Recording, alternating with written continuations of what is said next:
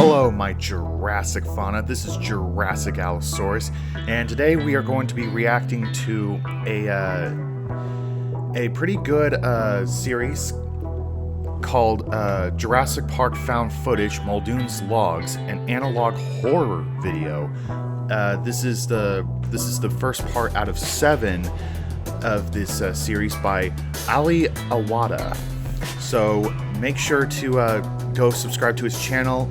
The original link to the playlist will be provided in the description down below, and make sure to like and subscribe to my channel as well. Hit the bell notification to stay notified so you don't miss a video. And with that being said, we're gonna get into this now. This is gonna be interesting. I don't think this is gonna be like based on the novel. This is gonna be mostly based off the film, and that's fine. I like that. So this is really gonna be interesting. And as you can see, I am prepared for the occasion. I decided to wear a cowboy hat, and yeah. And I put on a flannel as well. So, without further ado, let's get into this. In 3, 2, 1, go.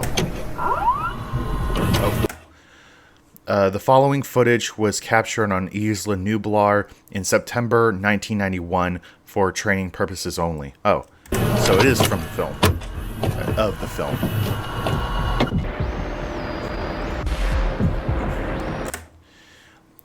InGen Training Division Behavioral Observation Log. Subject: Velociraptor V. Anteropus. Recorded by R. Muldoon. Alright.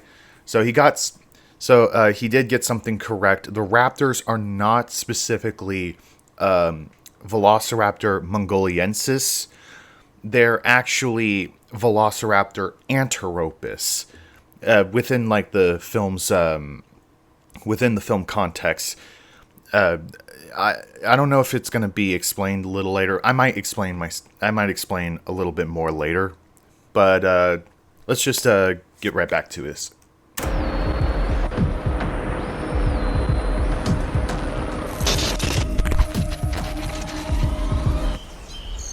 Robert Muldoon, Game Warden, Isla Nublar.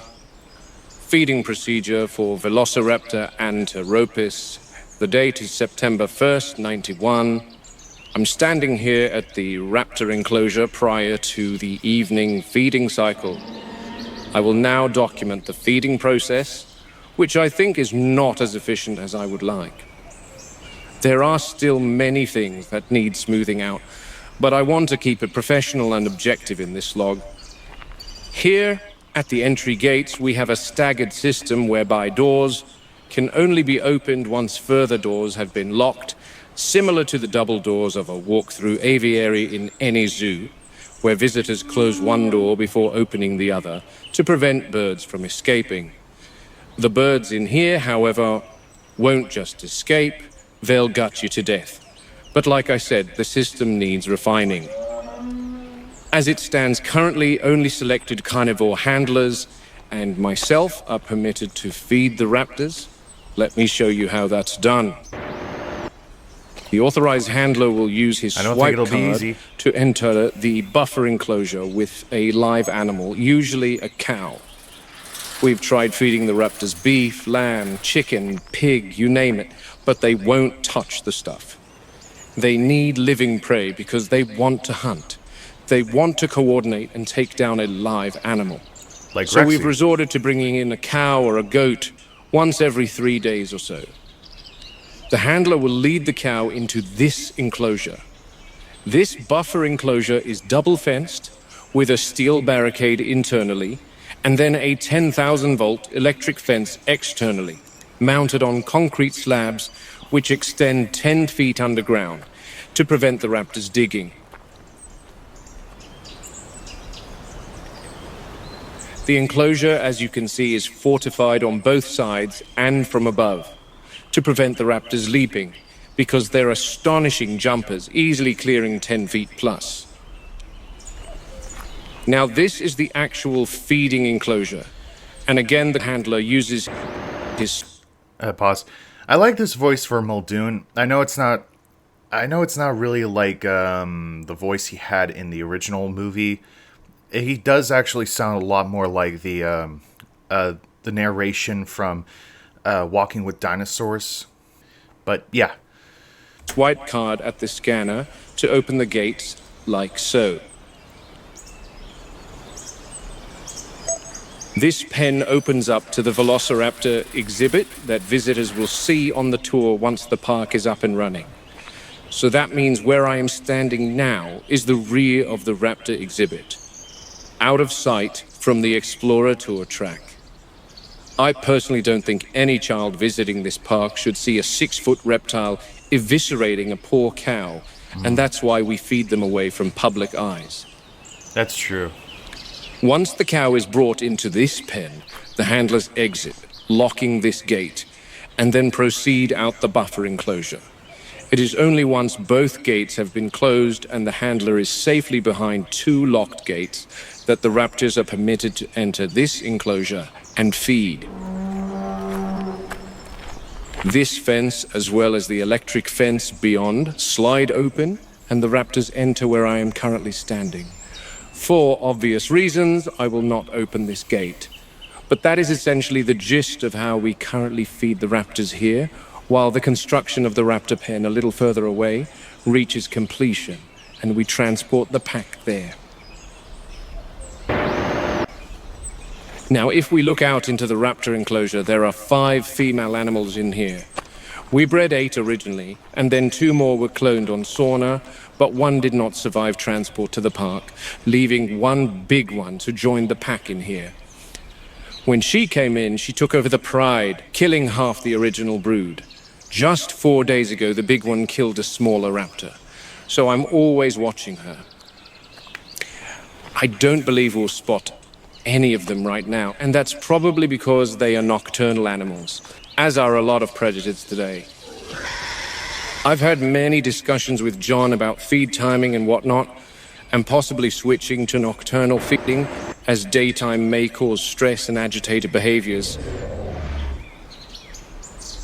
I don't really think velociraptors, or really raptors, were that nocturnal. The last thing we want is an agitated velociraptor, believe me.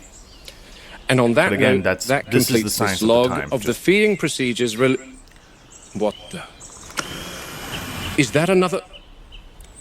Shit. So as I documented earlier this afternoon, another raptor was killed. She was removed from the enclosure by a chopper, which was a disaster. She sustained a massive laceration to her underside and bled out. Oh. My guess is the big one took her out, but the enclosure cameras didn't catch it.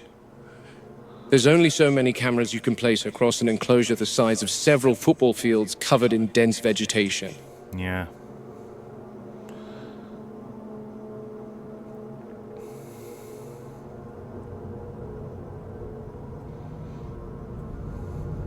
The surveillance footage from last night, after the dead raptor was removed, only raised more questions.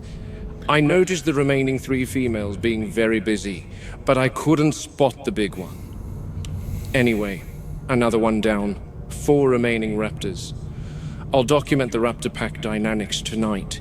They're bound to change after another member dies.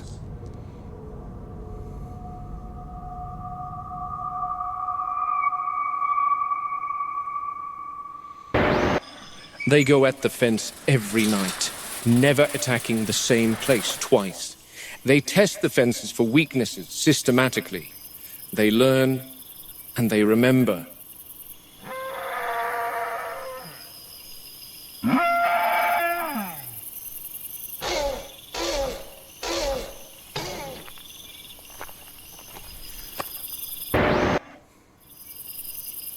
Oh, there are 2.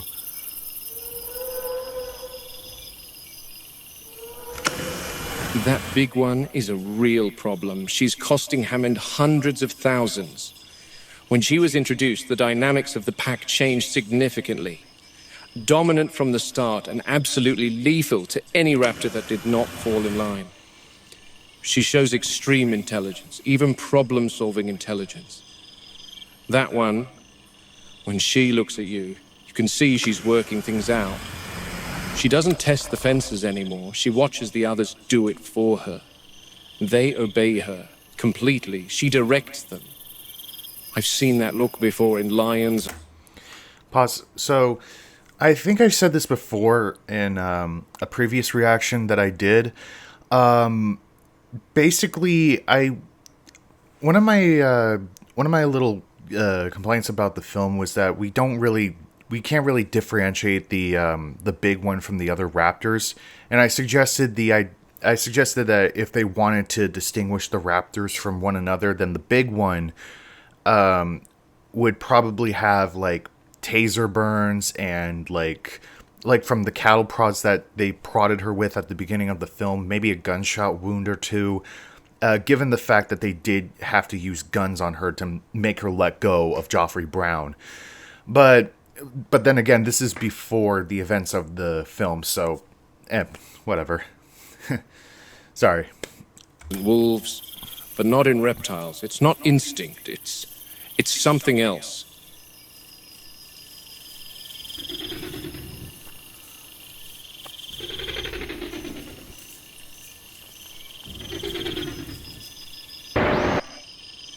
She's making plans at the moment, and the other raptors are awaiting instructions. Oh boy. This is the big one in the back. And now that they know there's something in the feeding enclosure, we might get to see what I came here for. Their communication is far more advanced than reptiles of today. There's verbal cues and sounds, but there's also eye movements and tail twitches. One thing about the big one is she's fairly stoic in her communication style. She's aggressive when she wants to be, but is not as animated as the others. She'll stand still and stare directly into your eyes for hours. The others I describe as more bird-like in their behavior, with erratic movements. Oh, here we go. She's chosen one of them, and they're off.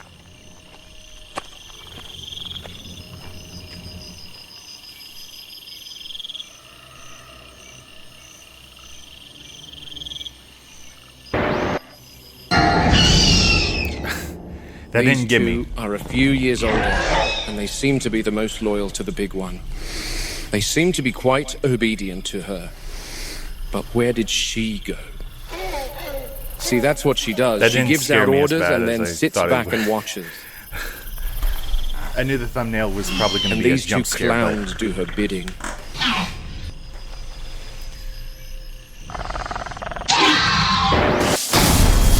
Oh, good God. Oh, shit. I've never seen one of them make contact with the fence for such a long time. Jesus Christ, I think she fried herself. I think you were here to distract me. Food. Clever girl.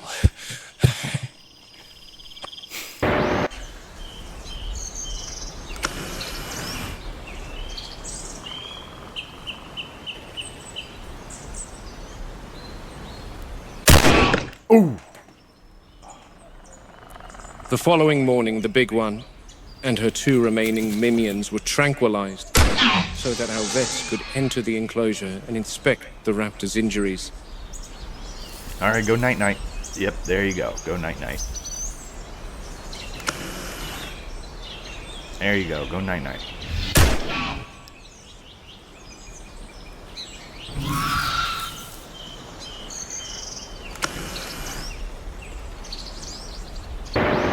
She sustained third-degree burns to all four limbs and lacerations to her mouth before being hurled some 40 feet away from the electric fence.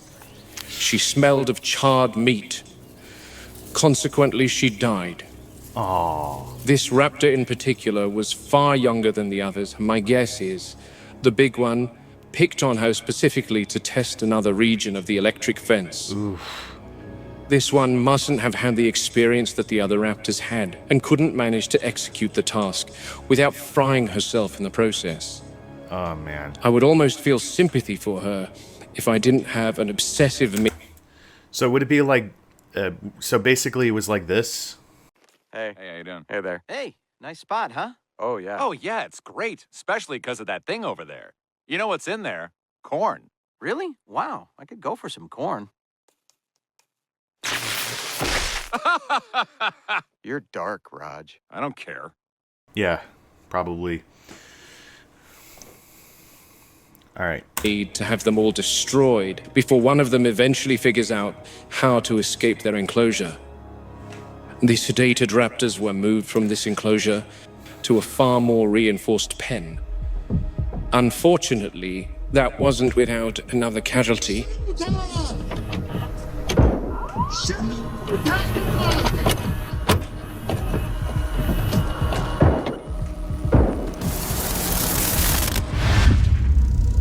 All right. That was good. That was yeah. That was really good. Yeah. So basically, Robert Muldoon is doing training videos for new employees of Jurassic Park for like the handling of the dinosaurs. So yeah. I know his voice isn't the same as in the film, but it's a nice Easter egg that he sounds like the narrator Kenneth from Walking with Dinosaurs. But yeah. Anyways, this was a great video. I'll react to part 2 in the future. But yeah. Thanks. Thank you guys for suggesting this for me. Hello, my Jurassic fauna. This is Jurassic Allosaurus, and we are back reacting to Jurassic Park Found Footage Muldoon's Logs Part 2, an analog horror series by Ali Awada. And funnily enough, Ali Awada actually commented on my first video, so that was pretty cool. His comment is pinned to the top of the comment section if you guys want to check that out. And with that being said, let's get into this. Make sure to like and subscribe to his channel, and let's get into this. All right, we're starting in 3, 2, 1, go. The following footage, we already know this.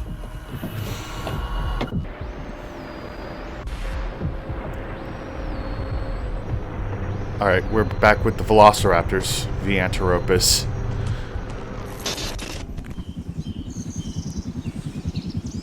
And there she goes. That's our boned raptor. Adios. To hell with a lot of you. Yeah, that poor girl didn't know any Now, better, there's some checks I need to get and she done was before I can follow the team over terribly to wherever influenced by they'll take the dead by raptor. her sisters. The other girls were tranked with a ketamine dart, a general fast-acting anesthetic used to immobilize wildlife, along with xylazine, a sedative, to keep the raptors asleep for when we need to work with them. Now, despite how much I wish they all perished, unfortunately, I do have to check on how they are taking to the tranquilizers, because one, if I don't, Hammond will strangle me with his bare hands, bless his soul. Jeez. He's left the island for a short trip to see his daughter. And 2, side effects are common for these drugs, so it's imperative that we check on the animals after administering any medication. The last thing I want is to have to tell John that we lost 2 raptors in his absence. Yeah. This is one of the big ones, Minions, the younger of the 2. John calls her Storm, because when she attacks the fence, she puts on an electrical display akin to lightning. Okay, I'm so not Storm. expecting any adverse reactions to have occurred with her, as she's generally in good health. She's been tranked some half a dozen times before, too, so I'm not concerned. But we always so she's used to it. and look for the classic adverse reaction profile just in case. The major one is eyes open. The anesthetic ketamine causes a state called catalepsy, a trance-like state, where the animal appears immobile but still maintains certain reflexes. The muscles around the eyes sometimes don't fully relax and may remain completely or partially open. In this case, as you can see, her eyes Is that a reference to so I'm not The Lost concerned about World? her recovery from the The drug. novel, I mean. Another sign to look for is increased salivation. I'm definitely not going to handle her muzzle, but judging by the distinct lack of saliva surrounding her jaw, I'd say she's good. Sorry, I was a little bothered by the All right, the big blade one of next. grass coming out of her mouth. Oh shit! Robbie, get out of there. Oh shit! She's still drowsy. Robbie, are you clear? Yeah, it's Damn. locked. The trank and the sedative are wearing off. Is everyone Okay. out? Where's Tony? Yeah, he's safe. Okay, good. Get into the buffer enclosure and wait for me. I've never seen an animal recover so quickly from a dart. She's You'd be still surprised. probably got another hour or so of disorientation and drowsiness. I guess But she I'm was going fighting to back mad. away and exit right now. Christ, I've shot male African elephants in Kenya who took much longer to recover from that sedative. Might have something to do with the osteoderms on the skin, similar to those seen on crocs and alligators. I don't very think tough raptors hide to have penetrate. osteoderms. The dart Uh, must have found no, some they don't entry have point, but the osteoderms, complete but dose mustn't have been I don't think these administered. raptors have the I don't know what osteoderms. woo's cooking up in that lab, but I'd imagine Mongoliensis did not possess osteoderms. But then again, this is No. no velociraptor. This is John and Henry's theme park Frankenstein mishmash monster. Wait a minute. Okay. Pause for a second. I thought you, like, no offense, but you got it right. This was Velociraptor anteropus. Now, I'm gonna go on a little side tangent right now. So, when Michael Crichton was making Jurassic Park, like writing the book, he actually talked to several like dinosaur experts, paleontologists. He went to these who were part of the dinosaur renaissance, like John Ostrom. Velociraptor, like in the book and in the movie, are pretty much supposed to be Deinonychus, just with their name changed to Velociraptor. And it's not just, from what I remember, it's not just to make the name sound more dramatic or cool. It's more of, they're using Velociraptor as a family name, not just the specific species. So, like, nowadays we have the family name Dromaeosaur, which we use for all the raptors, including Deinonychus and Velociraptor. But I believe at the time they were considering referring to the whole family as the Velociraptor family, kind of like how we have the Tyrannosaur family, including Tyrannosaurus, Tarbosaurus, Eutyrannus, Gorgosaurus, or Nanuqsaurus, I mean, Albertosaurus. You know what? You get what I'm saying. So, yeah. So whenever they were saying like Velociraptor in like the books or in the movies, they meant like the family name, not the specific species. Velociraptor mongoliensis. This is basically Velociraptor, real name Deinonychus anteropus. And even in the books, when Grant and the others go to see the raptors in their pen, like at the enclosure behind the visitor center, or behind the control center, Grant asks Tim, what does he know about velociraptors? And Tim said that they were small carnivores that hunted in packs like Deinonychus. And Grant says that's right, although we now know that Deinonychus is one of the velociraptors. He doesn't say Dromaeosaurus, he says velociraptors. So it's just the family term. Well, at the time. I just thought you guys might want to know that. Anyways, let's continue. Pacing behaviors are often observed in animals in captivity. The repetition of this behavior usually correlates to when an animal's instinctive needs, such as space, stimulation, or the thrill of pursuit, are constrained or not met entirely. What may appear to visitors as restless movement is in fact a complex behavioral signal, a blend of frustration, heightened intelligence, and an unfulfilled drive to hunt. Among the raptors of Jurassic Park, this manifests in a particularly calculated form. The dinosaurs stalk the boundaries of their enclosure, almost on a timed loop. What's interesting is I pace at as certain well. points during the night, the big one will stand in one dedicated spot. What she does next shocked me the first time I saw it. She appears to be calling to something outside the enclosure. Uh-oh.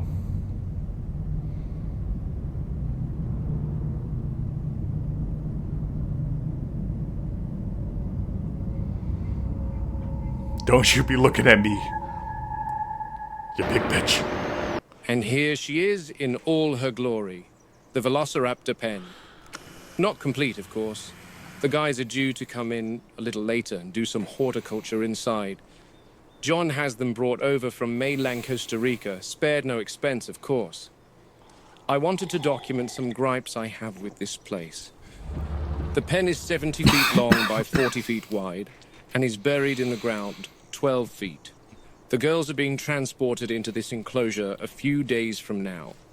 The guys coming tonight are supposed to be planting this pen up with foliage to give the raptors privacy to mitigate stress and provide some shade from the sun. It is essentially a concrete pit in the ground with an electrified fence ceiling. Unhappy with fortified concrete, as it's almost impossible for the raptors to escape. Almost. Let's head inside so I can reveal my issues, and boy, other issues.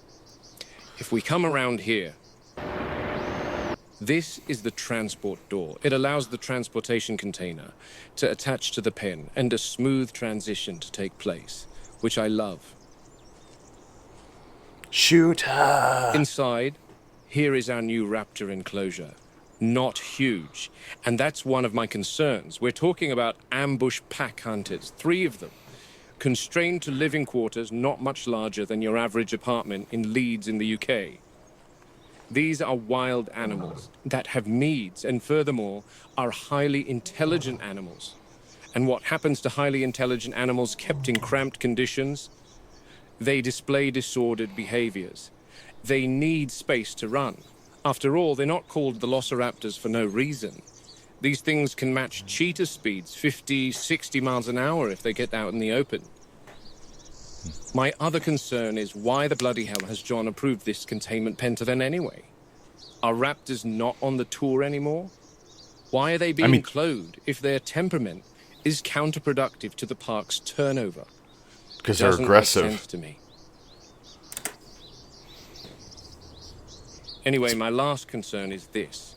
This is the remote-controlled door that is supposed to let the feeders drop a live cow into the pen using a crane. A big, gaping hole in the enclosure that opens several times a week. Just marvelous. Oh, yeah. She's on her side. Oh, Stegosaurus. Muldoon? I'm not in close proximity to examine her, Jerry, and I can't get in there at the moment. I'm heading over to the raptors to help Robbie. Okay, I'll head over soon. Thanks, Jerry. No problem. Jerry Harding. Good luck at dinner. Yeah, those plates are, like, the Jurassic Park Stegosaurus kind of has their plates wrong. Their plates are positioned like this, like from a bird's eye view downward, like this, when in reality they should be like this. Yeah, but hey, it was the film, really, but whatever. All right. Yeah, thanks. Bye. Something's wrong with the Stego.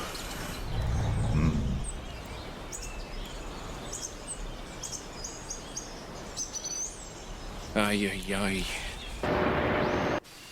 Robert Muldoon, Game Warden. We're back here. Containment, Isla Nublar. It's the evening of September 9th. I'm documenting the raptor feeding protocol.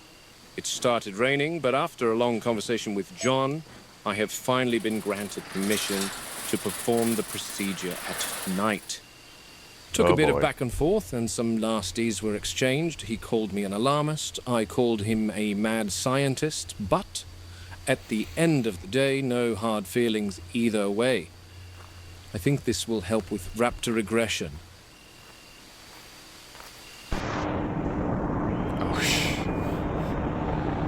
Oh. I have Robbie Hadira with me, and he's got tonight's dinner ready. Her name's Mildred. Robbie has been warned that naming the food items for the carnivores on this island is an exceptionally bad idea, as it psychologically creates an attachment with the animal, and then you're forced to watch their final moments of life at the hands of the velociraptors. You're not supposed to name it. When you Once name you it, name it, start you tend to get attached to it. Put that thing back where it came from, or so help me! So it's like this. Robbie and I are now standing back within the buffer enclosure, and in the feeder, we've left Bessie. Mildred. We've left the poor soul. Once the prey is in the feeder, the handler will exit the buffer. Bye, Mildred. So sad. Oh, it'll See you, definitely be Mildred. a sad farewell soon, Robbie.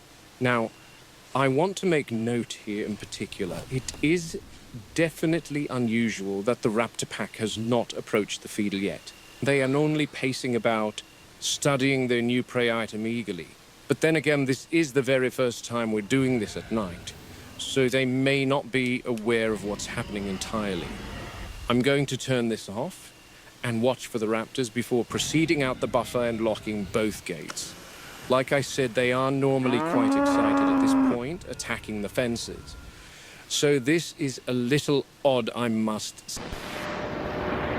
The feeder doors have been opened, yet still no sign of the raptor pack. Bessie's unknownly wandered out. In the enclosure, Mildred. Mildred. we might as well call her dead meat at this point. Robbie and I are watching the hunt from the perimeter. I have to add, this is the longest the raptors have taken to respond to prey in their enclosure. Where are they?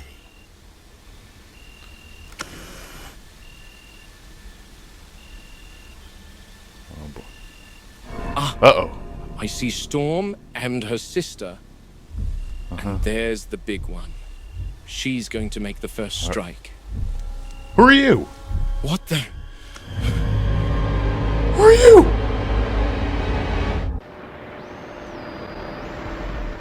Oh.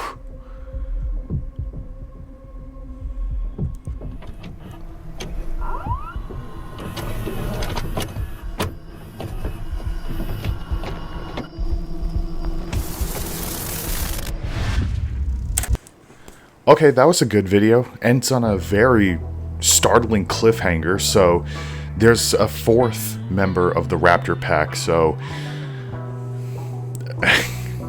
I guess the raptors are breeding. That's frightening. But yeah. Poor Mildred. She's gonna be torn apart by 3 + 1. Oh well. This was a really good video, again, by Ali Awad. Shout out to him. Thank you for commenting on my previous video. And make sure you guys go like and subscribe to his channel. And make sure to like and subscribe to my channel as well. The link to his original video will be down in the description down below, as well as his channel.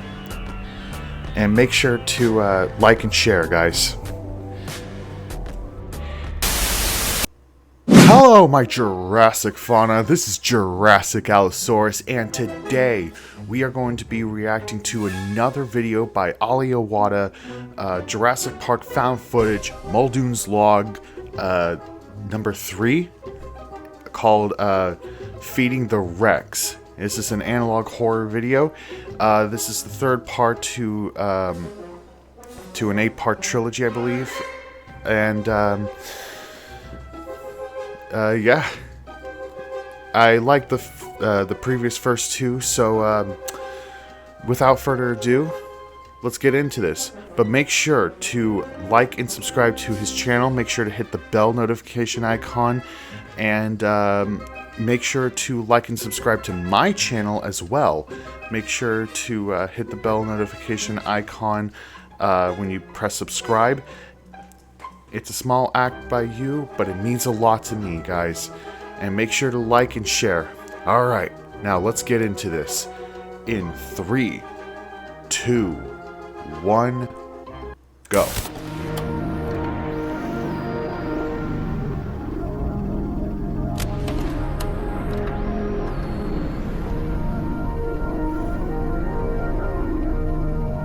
The Anteropus, okay. Tape 3. Jurassic Park. Robbie, run to the Jeep and radio Arnold. Yep. What? Oh No, crap, it's no, gone. No. Where did you go? No, damn. Up. Arnold, you've got some explaining to do. Robert, calm down. See you, Mildred. There's probably some sort of misunderstanding. Run the count right now. I am. One moment. The computer is analyzing. Oh. Okay, done. Bye. Total animals expected, 238. Total Bye, animals Mildred. found, 238. Everything's accounted for. Give me the raptor numbers, Ray. Velociraptor, total number expected, 4. Total number Oh. found, 4. Oh How crap. can that be, Ray? We have 3 velociraptors. Well, Wu did approve the transfer of one juvenile from the nursery to the enclosure recently, so... Oh, that makes wasn't a 4 kid. That Muldoon. wasn't a what? juvenile. 1, why the hell would he not inform me about that approval? That ain't a Two, juvenile. That does was he a even realize full-grown that we adult. drank 3 raptors before entering the enclosure? I had Robbie and Tony in there. And you're telling me there was a 4th animal in there with us? Muldoon, calm down. Don't tell me to calm down. Do you understand that this could have gone incredibly bad? The new addition was young, only 8 months old. Wu wanted her to begin to integrate into the pack. They're lethal at 8 months, Ray, and I do mean lethal. And secondly, That's that not was a no kid. juvenile. Yep, that's not a juvenile. That was That's an a full- adult. Yep.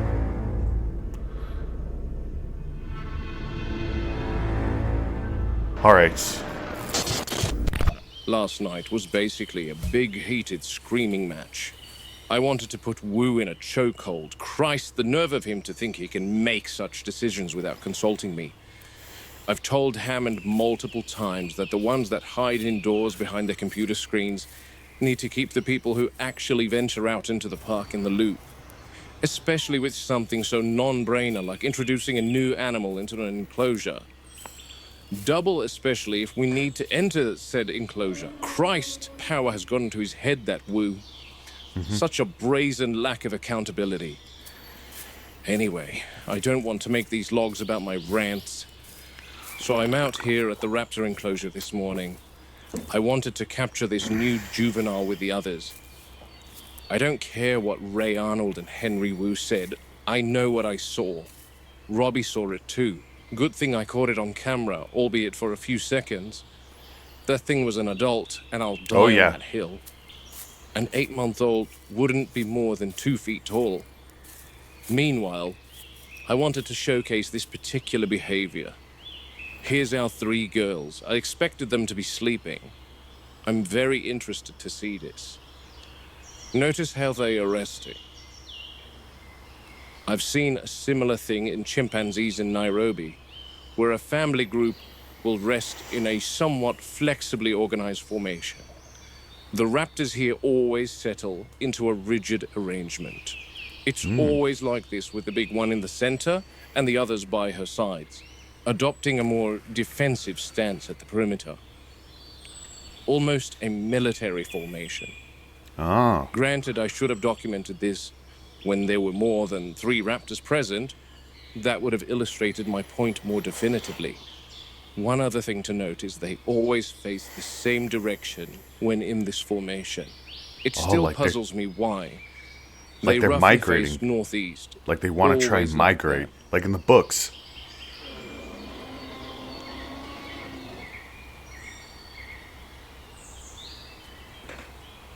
One last observation. I don't see this so-called new juvenile from last night. I've been here since sunrise and nothing. I've tried to look back through the surveillance camera and motion sensor data from last night. I could not see anything. It was raining torrents, so I couldn't get anywhere near it last night. And what did you hear exactly? Oh boy. I couldn't be sure over the sound of the rain and thunder, but they were all bellowing loudly, and you know Martha and the gang, they're normally pretty silent, so I decided that it was too dangerous to head over in the storm. Okay. Well, I've arrived. I'll have a look. I'd be down there myself, Muldoon, but John's asked for a full write-up about the stegosaur from yesterday. What happened with her? She's dead. She's dead. Oh. Yeah, and the others were far away from her on the other side of their paddock. When I got inside, I saw little bite marks all over her underside. Like something had tried to eat her. Compies. Oh god. Most likely. But could have been anything. There's rats and a bunch of small carnivorous animals all over the island. Yes, well, I don't see anything out of the ordinary, Jerry. Okay, so the stegosaurus from the previous video that was sick is dead. And there were like little bite marks on it. I think those were probably baby raptors. Possibly. But yeah. And that part where Muldoon was talking about how the big one and her two subordinates were in a formation, always pointing at a specific direction. That's a reference to the novel where the raptors wanted to migrate, so they go from one direction to the opposite direction, but never like changing other directions. It's because they want to migrate. Ooh boy, this is gonna get good. All right. So, who is Martha? The first thing that came into my mind was the mammoth. You know, the woolly mammoth from Prehistoric Park. It can't be the stegosaur because we just heard about the stegosaur. So is this Triceratops? Okay, then they were probably just rowdy last night during the storm. Oh, Oh, wow. it's an ankylosaur. What is it? You won't believe this, Jerry. She's fallen into the moat. What? Let me get a closer look. Oh, what happened to her? Damn. Is that her I hear? No, that's someone else.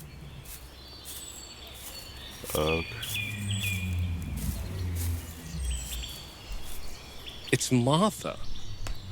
Oh, that's Must be Martha. upset.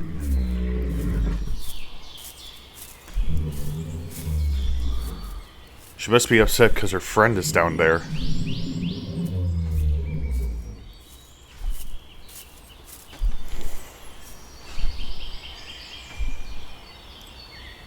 Yeah, Jerry, I think the fall has killed her. She seems pretty busted. I can see what looks like a broken forelimb. Damn it. That's a shame. Euplocephalus never approached the moats. That's so strange. How did this happen, buddy? I don't. That doesn't really look like a Euplocephalus. It kind of looks like a... It might just look like just an ankylosaur. The none. No offense, but I'm just saying, it doesn't really look like a Euplocephalus. Anyways, let's continue. No. No, I'm talking to Martha. Get her to give you a full statement, okay? Something must have spooked her, maybe. Or she got disoriented during the thunder last night. I'm going to need a crane out here ASAP, Jerry. Yeah, will do. Ay, ay, ay. They're usually pretty good about staying away from the moats. They don't even like to step off 1-foot boulders. I'm in the moat. Is someone coming down with a crane, Jerry? Yeah, I've called them. They won't be long. Okay, good. Did you figure out the stego's cause of death? I took a blood sample and ran toxicology. She had raised liver enzymes, and the test came back positive for meliotoxin. Damn, what a way to go.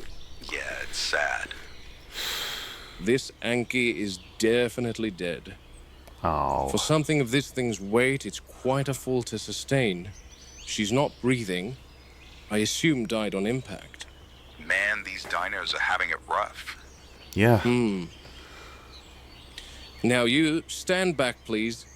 We don't want you in here as well, Martha. She's Aw. upset, isn't she? She's peering down into the moat. The Euplacephalists have formed a tight-knit little group, so it must be a bit of a blow to see her friend in the moat. I Yeah. can imagine. Poor gal. Shit. I'd be sad if my friend, like... died like that. So I'd understand what Martha's going through. Yeah.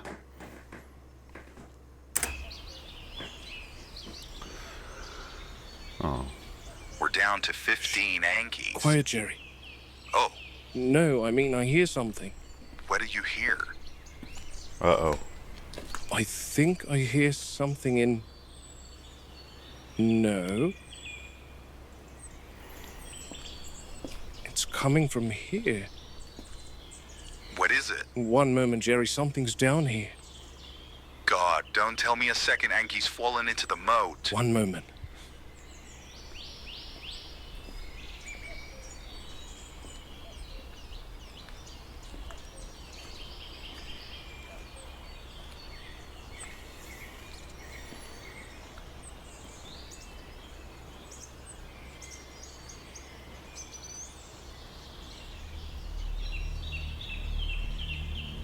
A tunnel.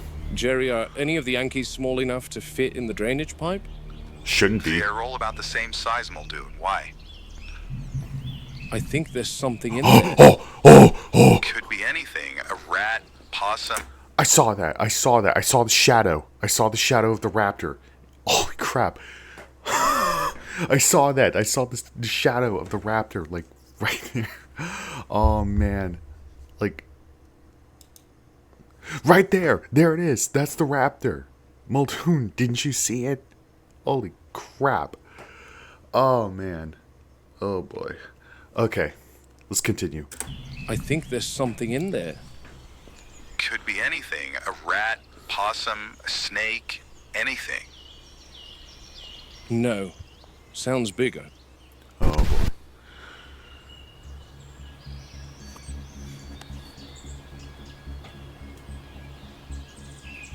Take out the spaz. Okay, good. You got the flashlight, Eric. Shh.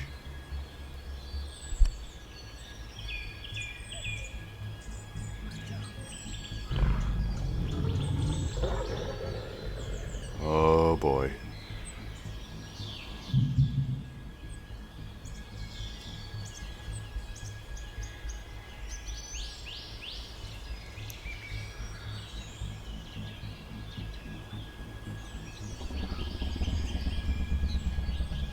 What is it?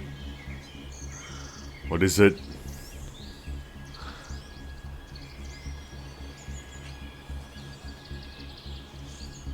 Should have brought something with you. Christ. Muldoon, are you okay? Yeah, Jerry, yeah. God damn False alarm. I'll be waiting for the crane. You bless. You think you're funny, Ollie? You think you're funny, Awada? Huh? You think you're funny? Nah, I'm just kidding. I still love you. Cephalus is built like a tank. 9 tons of armored stubbornness. Lucky that crane is rated for 12 tons. Otherwise, that heavy girl would drag the gantry right in there with it. Toughest hide in the park. The armor that kept the Euplacephalus alive is what did her in today. Sorry for your loss, Martha. Poor girl. I'm sorry. Built to survive predators, but not to fall like that. Yeah.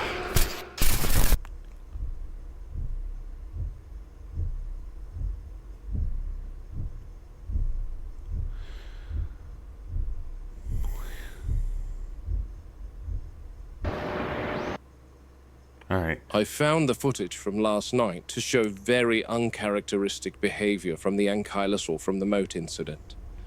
She seemed agitated or spooked. Panicking? And then I saw her approach the moat. Highly defensive, she swings her club at what I assume was an attacker. I scrubbed through all the surveillance footage of the Euplocephalus enclosure, but I couldn't find what she was reacting to. One wrong step later, and she slips into the moat, her own weight crushing her on impact. Damn. That was All an right. arduous ordeal down at the moat. Right then, I'm out here in Carnivore Country for an evening perimeter check. Oh boy, here we go. On the Here's Rex Rexy. paddock. Hammond insists these recordings, quote, boost visitor confidence. Personally, I'd settle for proper staffing, but here we are. There's some light rain coming down, so I'm always a little hesitant about mixing electronics with water. I'm down at the main road.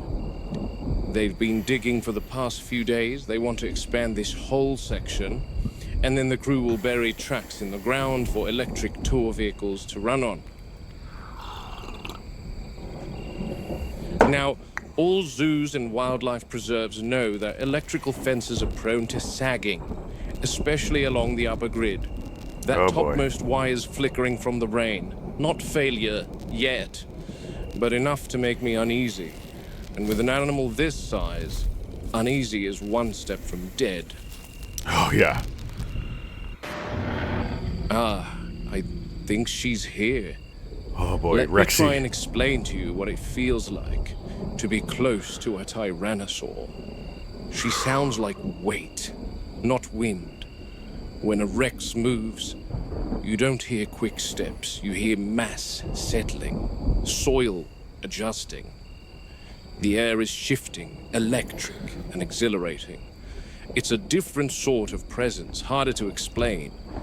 You need to be here in the moment. She's keeping close to the perimeter and moving very slowly. That's normal this time of night.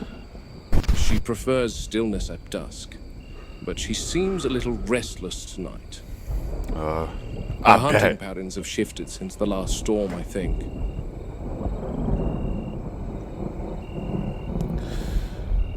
Where are you, Rexy? Where are you, Queen?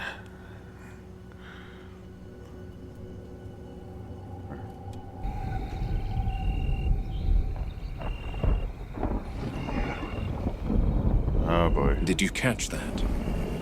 Not a roar, more a confirmation. She's testing her voice, gauging distance.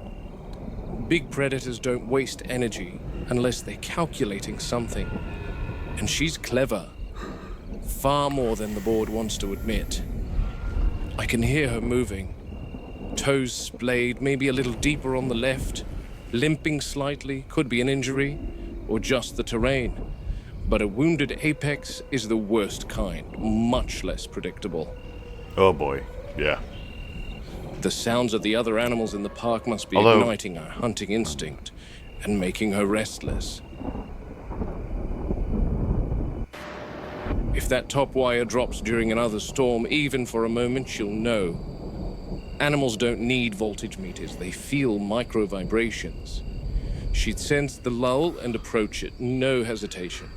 I'll log a maintenance request, replace the midsection coils, reinforce the post line, and, most importantly, notify staff that the Rex is exhibiting territorial agitation. Whether anyone listens remains to be seen.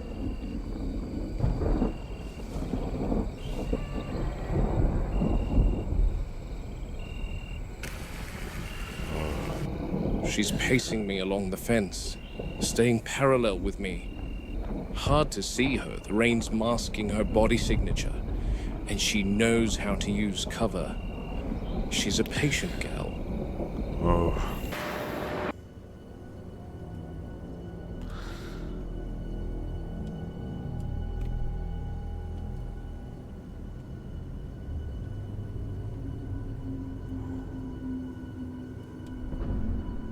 Oh, there she is. There's the big girl herself, the Queen of Nublar. Oh, oh.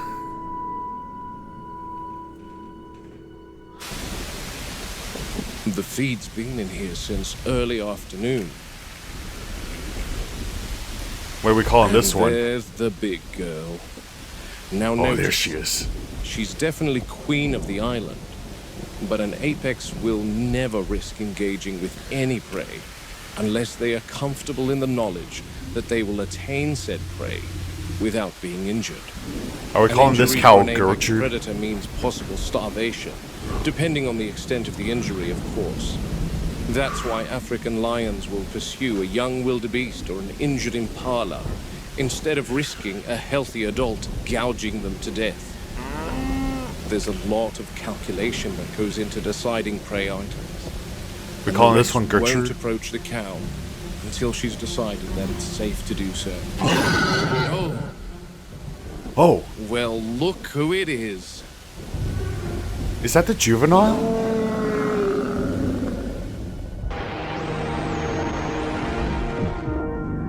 So he has the juvenile Tyrannosaurus. All right. Okay. Okay, so we not only have the adult Rex in this version, but we also have the juvenile Rex. Interesting. Okay, so basically, in the novel, the Tyrannosaurus paddock had two Tyrannosaurs, an adult and a juvenile, and it was even supposed to be in the movie or in supplementary material for like Jurassic World or Fallen Kingdom. They actually specified that the original Rex paddock for Jurassic Park was supposed to include an adult and a juvenile. So I think this is a reference to that. It could also be a reference to the novel.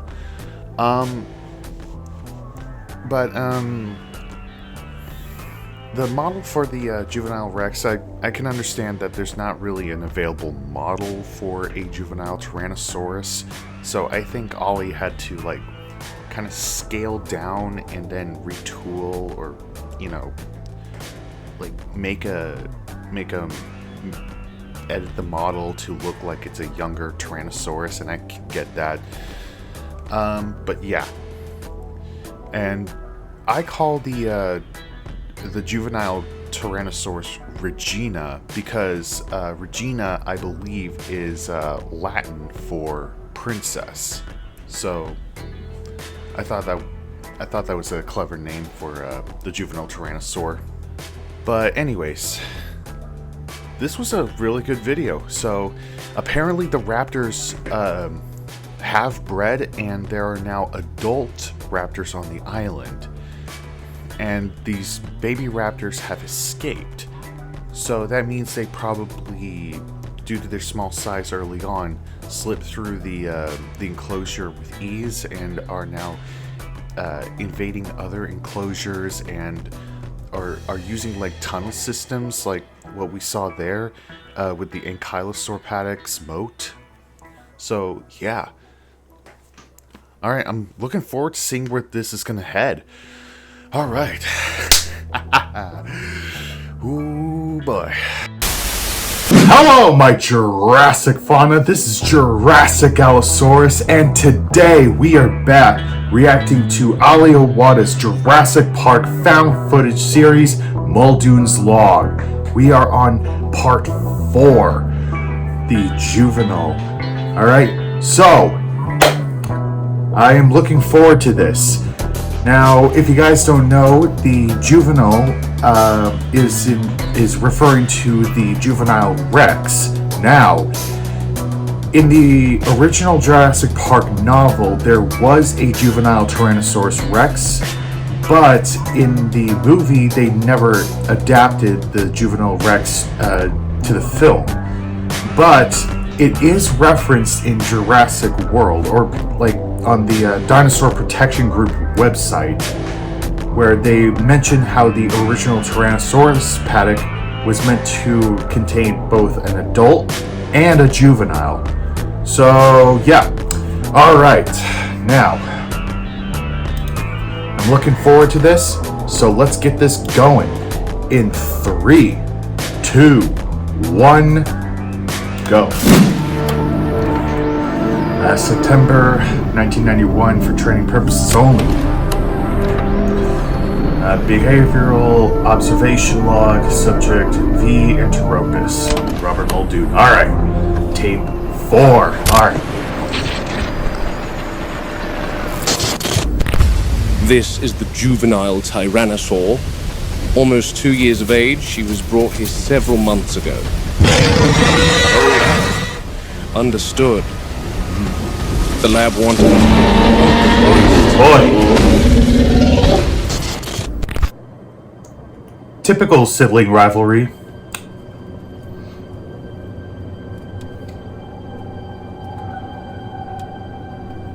Oh boy, Big Sis is not happy. There they go, crashing through the jungle like nobody's business.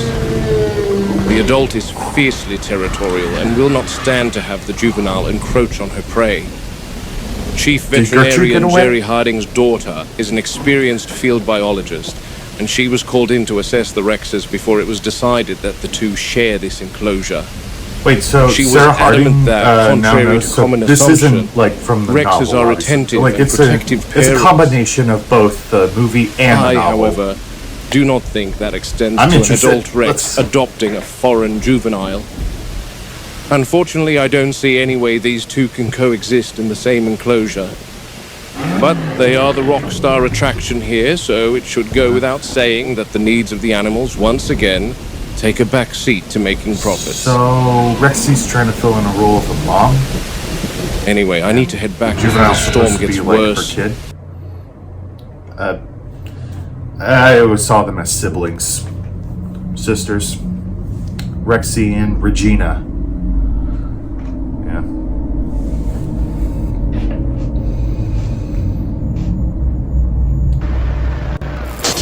Tell me the exact number. It's S/E/08. Yeah, I'm on the east perimeter now. Is it freestanding or mounted in a tree somewhere? I'm not sure, Muldoon. I think it's in a tree. Oh, Oh. no, it's freestanding. Well, it was. Your motion sensor is now being flattened by a 20-ton sauropod. Oh. Oh, man. All right. So it's an apatosaur. Let me check this out. I'll call you back. Thanks, Muldoon. Jurassic Park has quite a sophisticated surveillance system, incorporating image recognition and motion sensors. That's how the total animal tallies are calculated. This is one of the motion sensors. Arnold immediately received an alert in the control room that one had gone offline. He radioed the maintenance crew, but they seemed to be held up at the main road. So I've come here to see what happened to the sensor. Clearly, this big girl has decided to lay right on one. Yeah. The issue with the cams and the sensors is there needs to be many of them to cover the expansive land area of each of the enclosures. And some are huge enclosures. But you don't want to litter them every few yards throughout the paddocks. That will cause them to be damaged by the animal's movements, and also take away from the intended natural that's, aesthetic of the paddocks. That's pretty much like So a when you 5-ton erect them on legs and plant them in an girl enclosure on where you have 20-ton foot traffic, you get things like this. or 20-ton. Normally I'd have Harding come see her, but my role here is to triage the concern. Actually discover if there is a need for a vet. All right, an apatosaur's down on its side. First order of business.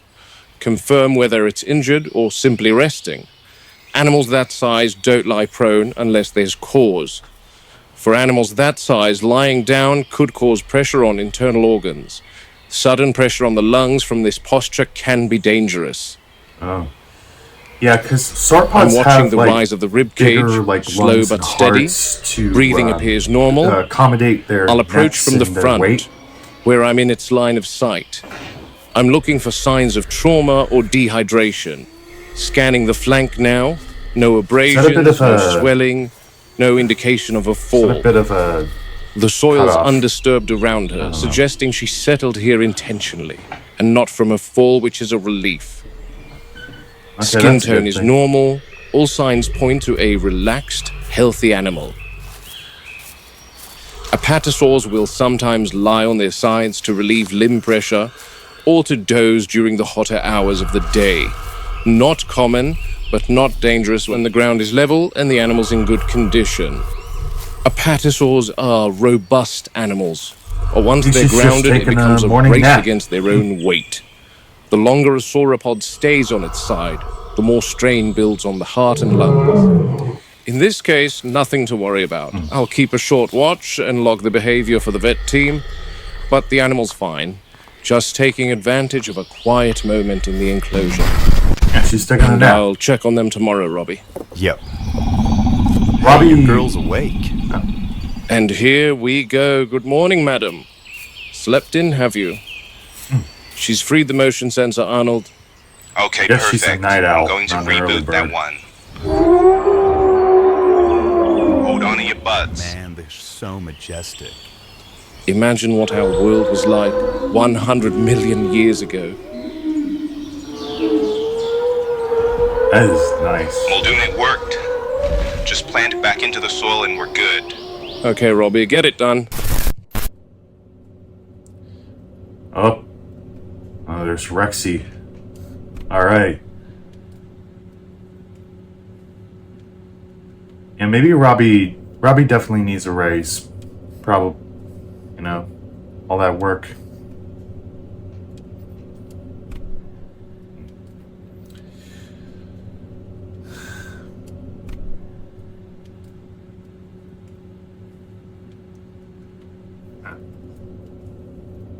The two workmen are just chatting with each other, and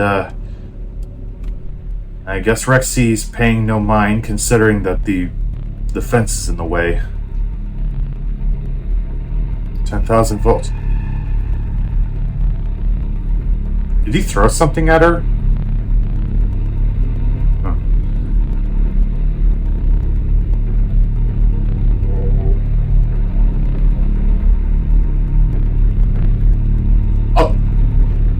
Oh, you dick! You did throw something at her. Ah, you're a dick. Oh, okay, now you're just taunting her. Don't go up to the fence, dude. Don't go up to the fence. Tigers remember. Tigers do remember. They'll chase you down.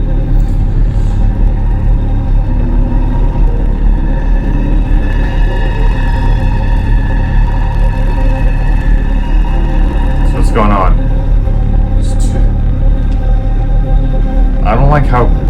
I don't really like how he's that close to the fence.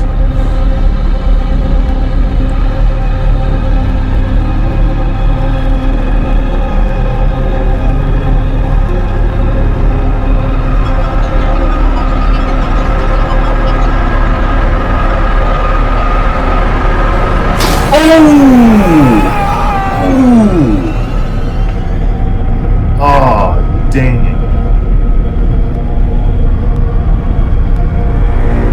Just grabbed him by the collar and then yanked him back. Oh. Ugh. Stay a distance away from the fences. And there goes the little shit. There goes the little shit.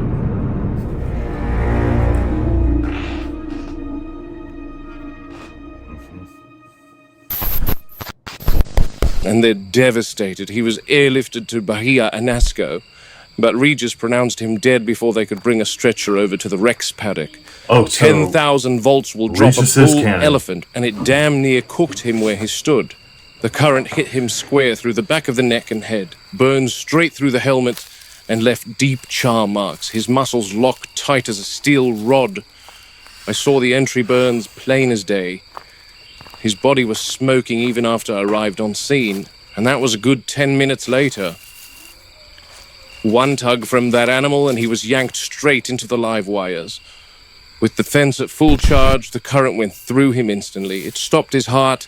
There wasn't a second of struggle after the jolt hit. Clean, immediate. A damned waste. Oh, my knife. But that's the truth of it. Around these paddocks, the animals aren't the only danger. The fences will finish the job just as quickly. How many times do I have to say it? Around these fences, one mistake is all it takes. I'm of two minds of this incident. Of course, that was a fellow human being with thoughts and aspirations, and I send my deepest condolences to his family. Yet clearly Gonzalez was lost in conversation with his friend. He's back to the paddock, he didn't even see his attacker. You can't turn your back on a predator ever. Exactly. They sense it as a weakness, as an opportunity to strike. Yeah, that's... But that like juvenile gorillas. Rex is something else. She must be learning a thing Kinda or the two opposite about of the gorillas. fences from the I don't know. raptors. And speaking of the raptors, we're due to transport them over to this pen any day now. I asked Hammond yesterday as to why we're bringing them over here anyway. His answer infuriated me. He said, and I quote, "It's classified." I had a good go at him after that. I'm sensing the scientists know something I don't about the raptors. Don't get me wrong, if this pen increases safety, I'm all for it, which is why I'm out here tonight. The crew told me that the horticulture is finished and they wanted me to sign off on its completion. I can already see a problem, however. How so? There's a lot of activity around here tonight. The rats and critters of the island are busy, I see. From a distance, it all possum. looks tidy enough. But up close, you can see the problem plain as day. These trees have branches that are sturdy enough to take a raptor's weight. Give them a few days to assess this pen, and they'll be using those limbs like ladders. The service door in the ceiling may be 12 feet up, but that won't matter if they can climb most of the way up on their own.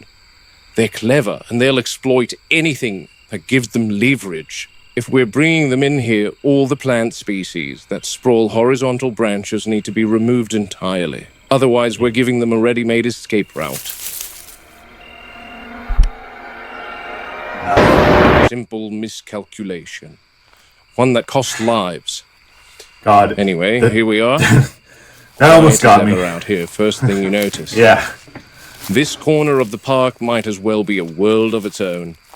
No tour outs, no engines, no shouting. Just the wind cutting through the grass. Isolation has its advantages, and you can hear trouble long before it's on you. Makes the work cleaner, clearer. I come out here when I need to think. Control room is too loud, too many voices, too many opinions from people who've never had mud on their boots. This place is off limits to the scientists back in control. Not that any of them would be ballsy enough to trek out into the park on their own. They're brave behind glass and cameras. Out here's a different story. Hammond there's a calls it difference secluded, between I call it a sheltered and blessing. experience. Out here the park almost feels gentle. Almost. So is this Tranquil Muldoon's moments like these shack? never last long, though. Probably is nice.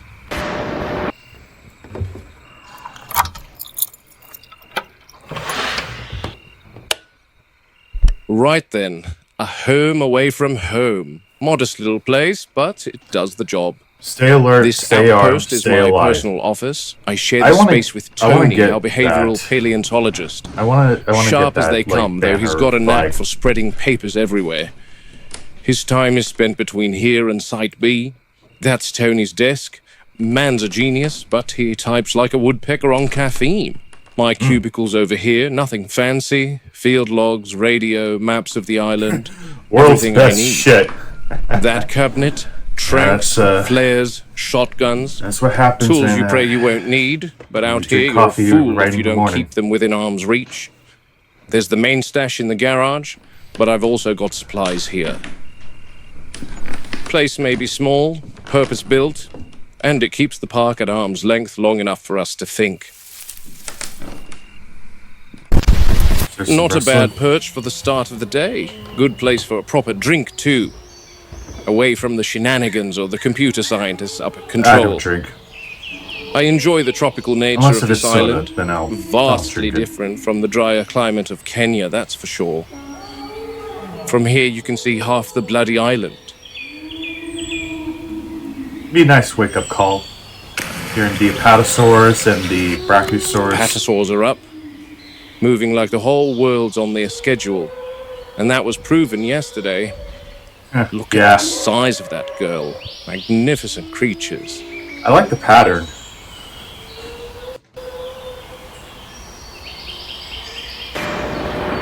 I can even peer into the T-Rex paddock from here. Oh boy. Yikes. Oh boy. Didn't expect you to be so close. The adult's up, bathing in the lagoon. She sometimes gets sick if she drinks from that lagoon. Not sure why exactly. Wonder if she ever Probably got to because that of her cow. own dirt. Sometimes we'll put a prey item in here and they survive for a few days, especially the goats. Because they're smaller, they can hide in all sorts of places the adult Rex can't get to. That's why Which you is why chain we're them. testing using cows to feed the Rexes. But perhaps whatever animal is dropped into there should be tied or something, so that we can monitor the feeding patterns more closely. And here's yesterday's villain, the juvenile. Thought she'd be keeping to the back after what happened. That business with the workmen. Ugly bit of misjudgment on everyone's part. She was, however, only being an animal, a predator. Yeah. Didn't understand the fence would finish the job. Best not I mean, dwell on she it. is an animal. She gets the short end of things in there. The adult takes nearly every prey item we drop in. And she's still learning. Massive, dominant, always first to the kill. She leaves this youngster to scrape by on whatever slips through the fence.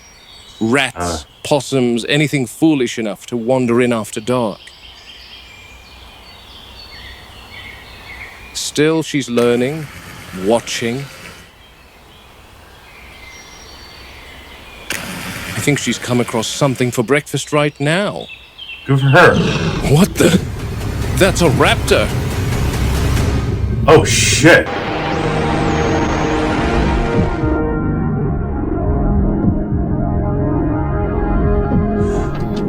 Well, okay then.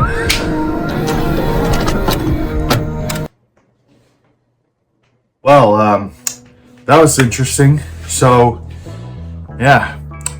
Either that was the raptor from the previous night that Muldoon saw in the raptor enclosure with the big one and her two subordinates, or it's the juvenile raptor that was approved of by Henry Wu and it just escaped, or it could be like a raptor that like was bred in the wild and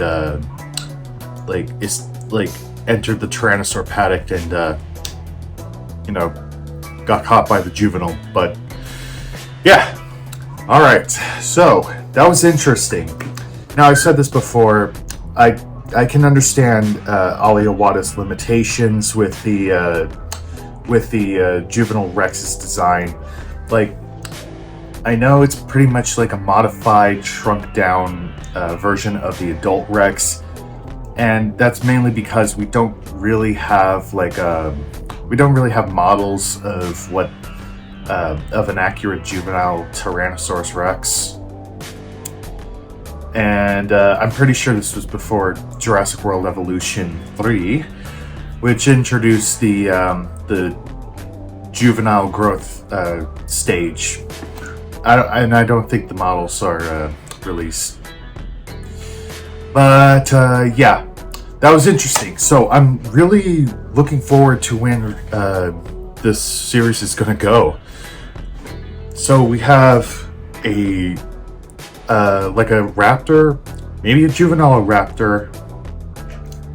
It's probably a juvenile raptor that entered the Rex's paddock and was caught and killed by the juvenile. So yeah, I'm gonna be interested in what's coming up next.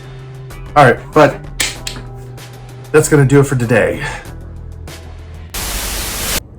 Hello, my Jurassic fauna. This is Jurassic Allosaurus, and today I got a haircut. But that doesn't matter at the moment. We are back, and we are going to be reacting to Ali Awada's Jurassic Park found footage series, Muldoon's Log. This is the 5th part, and this is the Spitter, aka the Dilophosaurus. Last time, we saw that there was a smaller raptor that entered the Tyrannosaur paddock, and that raptor is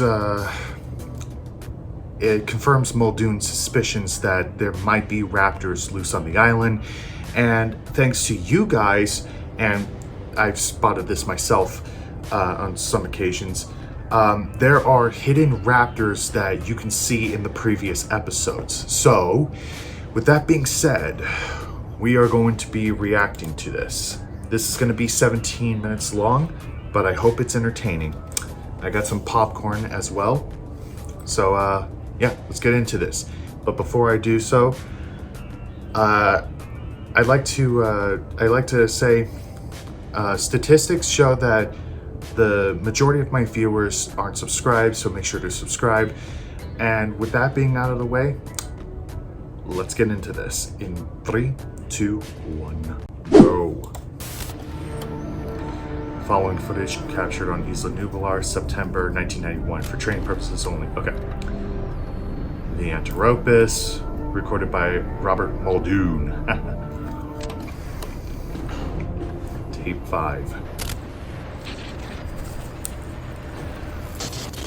Robert, there's no question that's a juvenile raptor. The one that Wu approved to join the original 3. Understood. No arguments there. But why is it in the Rex My paddock? question is, how the bloody hell did it end up in the mouth of a tyrannosaur? I'm not Exactly. entirely sure, Muldoon. Can you give me a minute? I need answers, Ray. I understand, Robert, and I'm going to give you those answers as soon as I search for what I need first. Can you do me a favor, Ray? Can you run a total animal count for me? What? Why? Just do it, please. One moment. Total animals expected and found are the same. And before you ask, Velociraptor number expected, 3. Number found, 3. I think she's trying to take it to a safe place away from the adults so she doesn't steal the kill. Because the juvenile just scavages off of fish from the river Show that's me in where their this young paddock raptor or was lagoon. 24 hours ago. Okay. Oh shoot. Sorry, Muldoon. I'm getting some sort of error. It's saying no data available for the last 24 hours. Try the 24 hours before that. Yeah, that's odd. Same thing. Must be a bug in the code or something. I'm scheduling a visit from a computer systems analyst in a few days because sometimes the computer shows some anomalies Naturally. that are impossible. So we're still working on refining. Can the computer tell me when the raptor count went from 4 to 3? Yes, it says September 1st. September 1st? That's when she was transferred to the enclosure. That doesn't make sense. No, it doesn't, Henry. There's definitely a coding issue with these computers. You're telling me. I did manage to pull up the home ranges of the raptors on September 1st. It says all 6 raptors are present until about late afternoon. 6 become 5, and that's when Muldoon, you spotted one dead in the enclosure. Several hours later, the tally drops to 4. That's the raptor that got electrocuted. And then... No, that's not Oh, see, right. fish. What do you mean? The raptor that got electrocuted died on the night of September 2nd, not the 1st. That's a discrepancy, obviously. I agree, Wu, because the next day, September 2nd, the tally drops to 3. I was under the impression that there were 3 raptors present by the evening of September 2nd, after the electrocution incident. So what's the problem? What's the problem? Let me list them for you, Henry, shall I? 1, That's your you move. approved the transfer of a raptor to an enclosure without my knowledge, potentially putting lives at risk. 2, Oh, there's there was Rexy. a 4th raptor in the enclosure on September 9th, and 3, the young raptor in the Rex's jaws right now was supposed to have died on September 1st, according to the computer. Muldoon. Why has it taken 2 weeks for this issue to come to light? And it only has come to light because I witnessed it. Aren't the computers meant to alert you to changes in animal numbers? Unless the computer is correct, and the young raptor you transferred did in fact die on September 1st, and we're looking at an animal that is unaccounted for altogether. What are you implying, Robert? I don't know what I'm implying, to be honest. Perhaps that young raptor is not the raptor you transferred. What? So you're implying that a group composed entirely of female animals will breed? I don't have answers for you, With the Henry. added I frog only have DNA, then questions. yeah. There's Well, no unauthorized the- breeding in Jurassic Park. Yes, I understand that. You want confirmation of that, Muldoon? Wouldn't hurt. Attain that young raptor before the Rex consumes it. I'll take a sample and prove to you that's one of ours. Oh, yeah, because, yeah, Okay, basically Arnold, we've the frog reached the transport DNA gate of the interferes with the Norfolk natural paddock, DNA of requesting the clearance. animals, so Hold they're on the able to, abuts. The computer they're is able to breed in locating the wild. Rexes. Robert Muldoon, Game Warden of Jurassic Park, Tyrannosaurus Rex Paddock, Isla Nublar, 14th of September, 1991. With me, Robbie and Tony. Tony will be driving, or perhaps in this instance, dodging, and Robbie is responsible for reloading the needles and acting as an extra pair of eyes, which in here, you definitely need. Oh yeah. Today's task is tranquilizing the juvenile Tyrannosaur. Arnold, how's it looking? I've got visual confirmation of both. The adult is far in the south, but the juvenile is almost directly straight ahead of you. Understood. Clearance granted. After you enter, the gates will be locked behind you. You need to give control to Word before the gate will reopen on your exit. Understood. All right. Eyes open all the time. You're clear, Tony.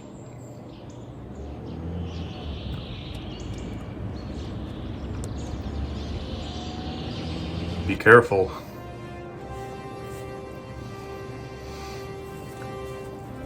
She's about 1 mile directly ahead of you, Muldoon. Rightio. Tony, 12 o'clock. Keep her slow and steady. She's right at the tree line, Muldoon. Understood. We're in her living room now. Juvenile won't look like much, but don't let size fool you. Younger animals are faster, sloppier, and they bite first and think later. I want a clear shot to the neck. Tony, the moment I give the signal, slow the Jeep to a roll. When I make the shot, pull back, and then we wait. The good thing about the Tyrannosaurs is you don't have to go looking for them. In here, They'll come looking for to you. Half mile, Muldoon. Eyes wide open, both of you. I like Concentrate on the adult's I like location. this early morning atmosphere of the Rex paddock. Excellent. It's really nice. She's moving, Muldoon. The juvenile. She's at your 10. Expected. Ease us left, Tony. That's It's like a dog. Quarter mile, Muldoon. got It's it. like a dog that has something you don't want it eating. Oh, Good there she work, is. Robbie. Arnold, Robbie's made eyes on her. Get that out of your Keep mouth. yours on the adult. Gotcha. Or like She's a cat making that dash. steals She's a decided strip to of flight, chicken. not fight. Probably because she wants to keep that prize in her jaws for herself. Tony, I want us parallel with her. Well, yeah, Give her because enough her distance so basically she can her come out big from the tree sister line. is I want like her away gatekeeping from all the trees. food away from the When she juvenile. comes out, I'll take the shot. The last thing I want is for her to injure herself, go thrashing about out of fear and disorientation. Tiring her to a slow jog would be ideal. That way she can drop on the spot. Shoot her. Okay, maybe That's not now, it. but Keep some distance. She's definitely tiring. just get up and close so you don't have to waste any more darts.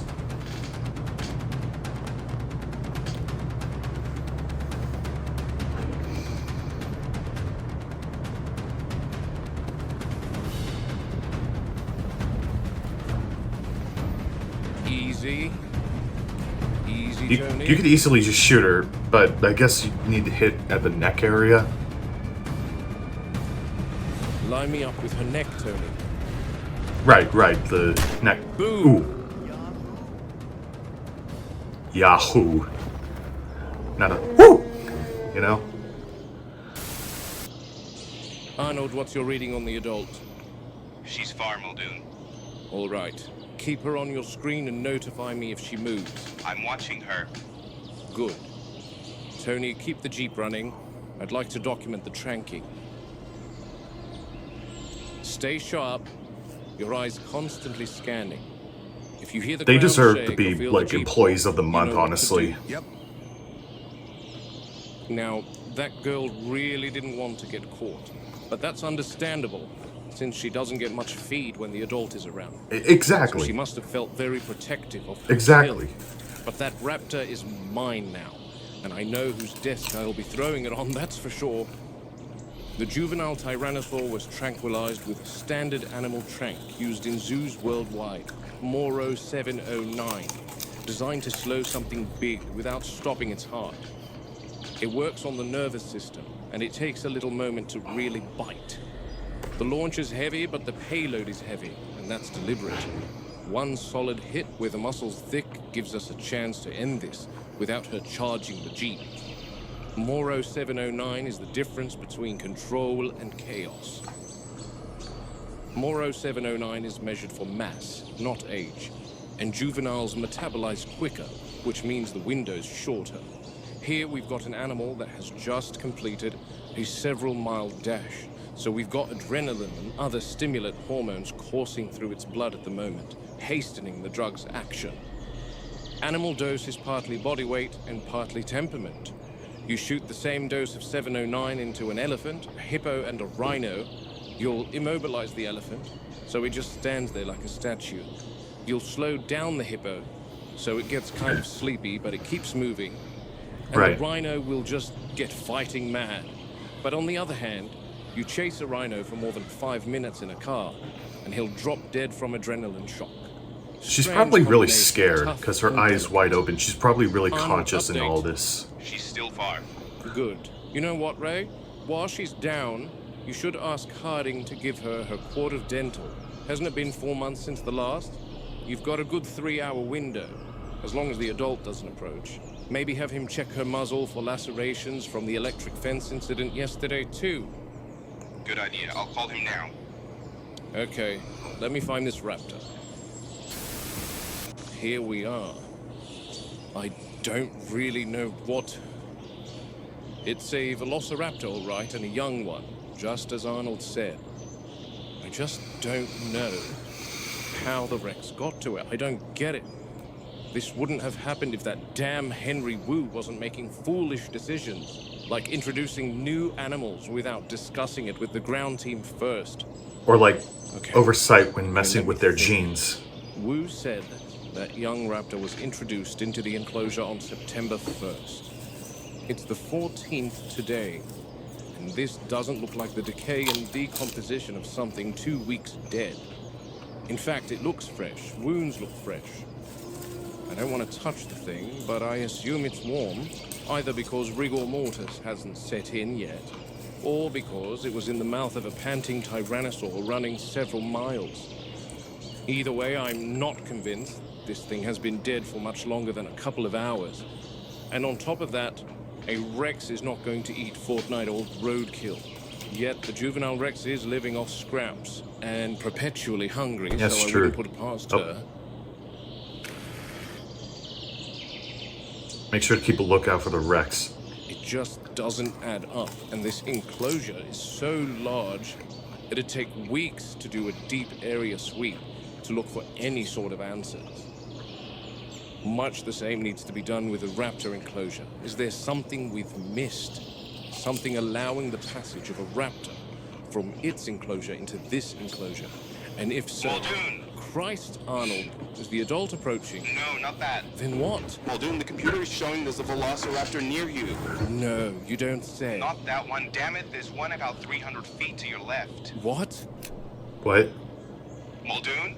I'm here, Ray. Can you see it on the cams? I can't see it, but the computer has recognized it as a raptor. But that's impossible, right? Improbable, but never impossible. Robbie, get back in the Jeep. Go, now! You okay? Ray, give me a count of the raptors. Yep. It says 4, Muldoon. Explain that to me, Ray. Either the computer is buggy or it's counting the dead raptor. Wu didn't release a whole pack of them into the Rex paddock without telling anyone again, did he? Let me look into this. Give me a minute, Muldoon. Shh. I'm trying to see if there's any, like, hidden raptor in the background. I don't see any. Ray, I'm just looking at this, Muldoon. what do you see? Because I see no raptor. This is a little out of my depth. 1 minute. How does the computer know it's a raptor? Image recognition. An image of a 6-foot-tall theropod. Essentially. Tell me how the computer distinguishes between the Hypsilophodons and the Othnielia. They're virtually identical from a physical standpoint. Like I said, Muldoon, a little out of my depth. As chief engineer and computer systems Or are they just not gonna manager, show I'm it this time, overseeing just to power troll us? distribution, security systems, and automated controls. I'm not a programmer and systems architect. I don't create the software. Oh wow, What? the raptor count is back to 3. What the bloody hell is going on with your damn computers? I'm just reporting to you what I see, Muldoon.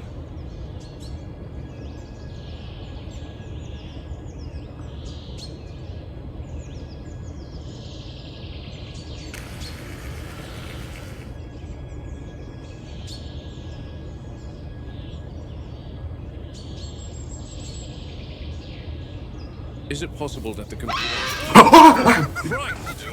Right! Blasted monkey! Are you okay? Little What's happening with the raptor count, Ray? shit-throwing little Ray, bastard. So a bug in the system then? I guess so, Muldoon. Oh, great. Right.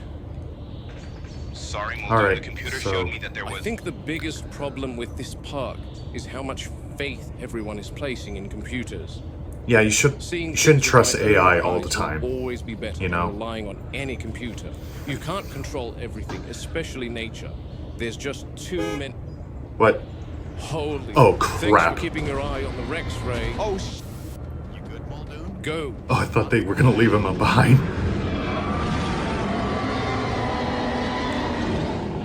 Drive. Put your foot down, Tony. You can't just stroll down the road, you know? Drive. Climbing failure of the mission. No raptor and left the juveniles sedated on the ground. Good thing we got the adult far away from her. I've said it good. how many times that adult is fiercely territorial. And seeing our jeep in her enclosure must have infuriated her. Senor Muldoon, Yes? I need you urgent at the Jungle River Cruise, please. Uh-oh. Isn't that... He fell. Are we gonna be... He fell in. Si, senor. Was he drinking? No, senor. The animal hit him. The animal hit him. He screamed, Uh-oh. no, see? He shakes. It's a and then he Dilophosaur. stopped. Right. Down there.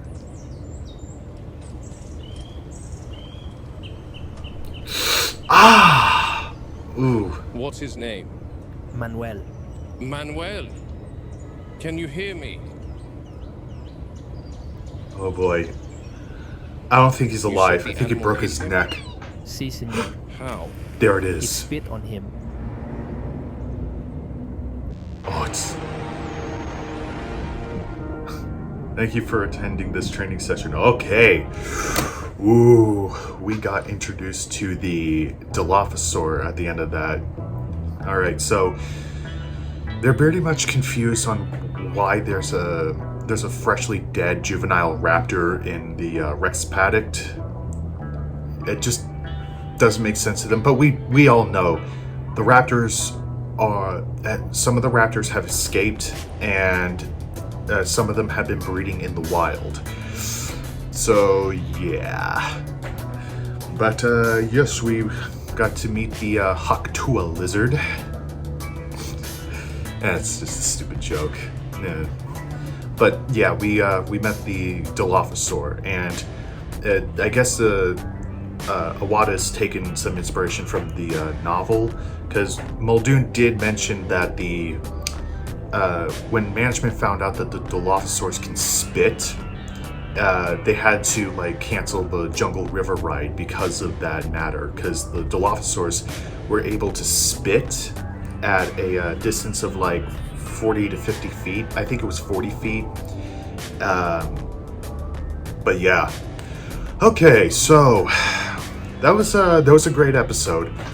I'm hoping to see more from Ali Awada, and yeah.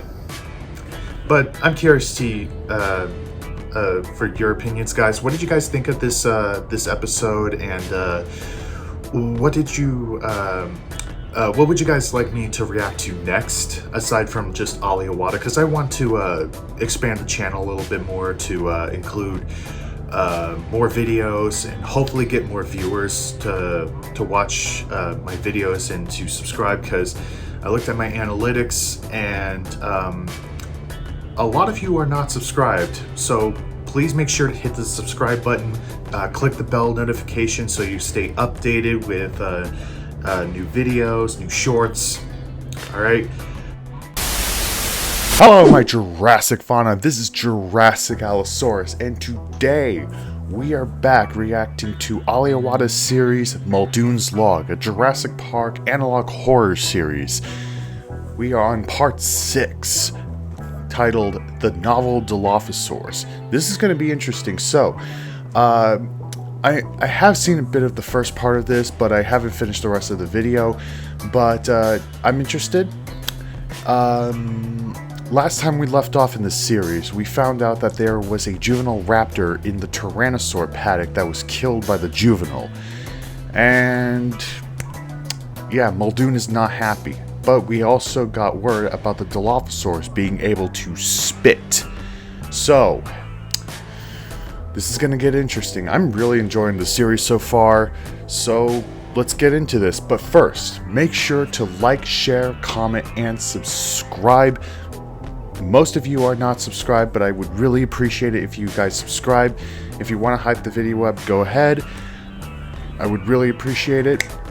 But with all that being said, let's get into this, and make sure to subscribe to the original creator, Awada. His channel will be linked both in the description and in the end cards. So, let's get into this. In 3, 2, 1. Alright, let's get into this. Alright, I'm ready. I'm enjoying the series so far. I'm really enjoying it. I can't wait to see the next parts. Tape 6. Alright, let's see what the Dilophosaurus did. Ooh, boy. Have you had a chance to watch the footage, Jerry? Yeah, I did, Muldoon. What do you think? Have you seen anything like this before? Not with the Dilos. That's no. a big drop. What exactly did Norman say to you he saw? He said it spat at Manuel. And Manuel was on the retaining wall? Yes, we're talking some 50 feet up, Jerry. Wow. Ow. He said it spat something, hitting Manuel in the face. Oh. The man begins screaming, okay, complaining he can't so speak. his neck wasn't broken. He said he stumbled blindly towards the barrier and fell over the wall into the enclosure. Yikes, that's crazy. He survives the fall, tries to stand, starts shaking. Oh, that is creepy. That is and then the really foreman creepy. described him as not moving. I sounded the horns. You know more than anyone how the Dilos are pretty responsive to the horns. And Arnold told me all of them are in the holding pen now. Where are they taking Manuel? Probably Bahia and Nasco. Okay. Uh-oh.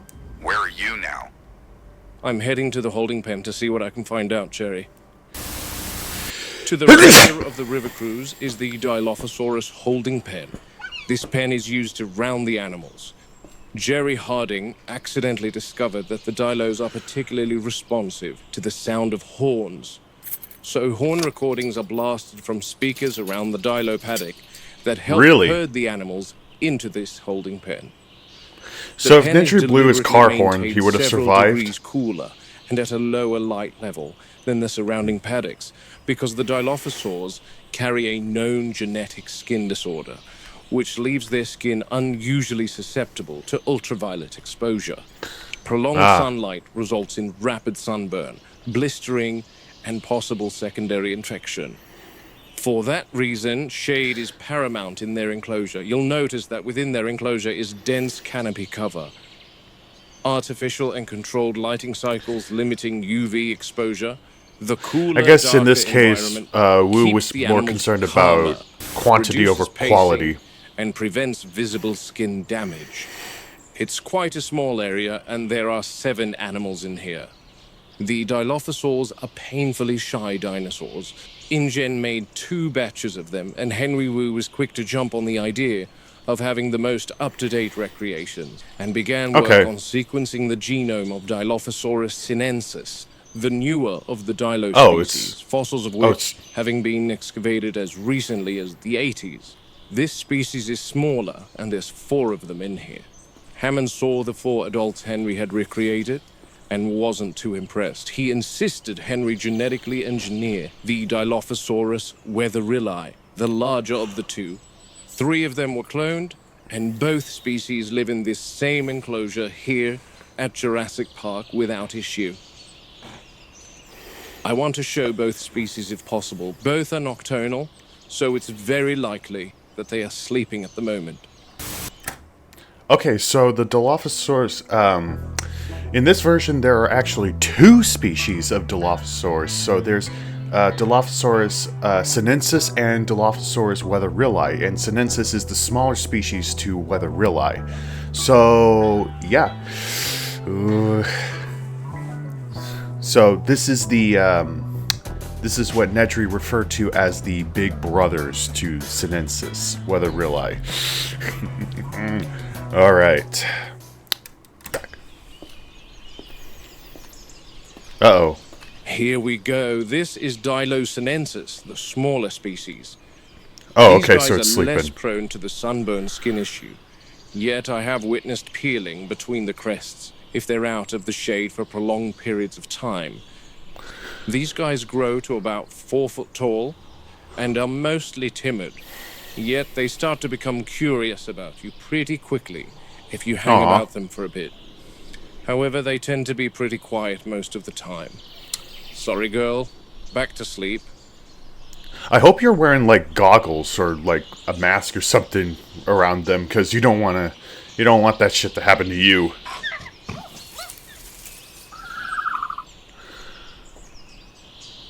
You should probably stay back.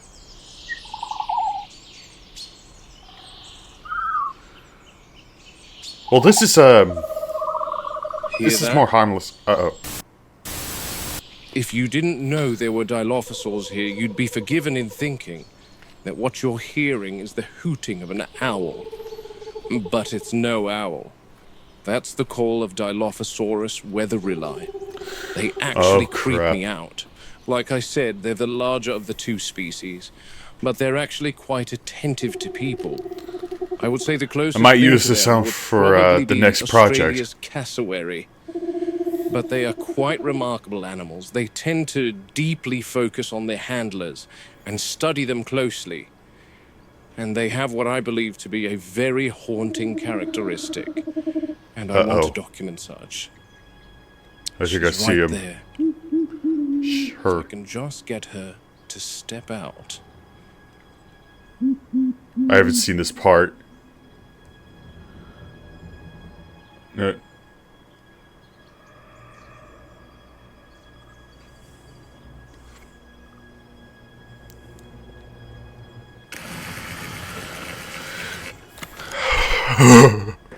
Oh, God.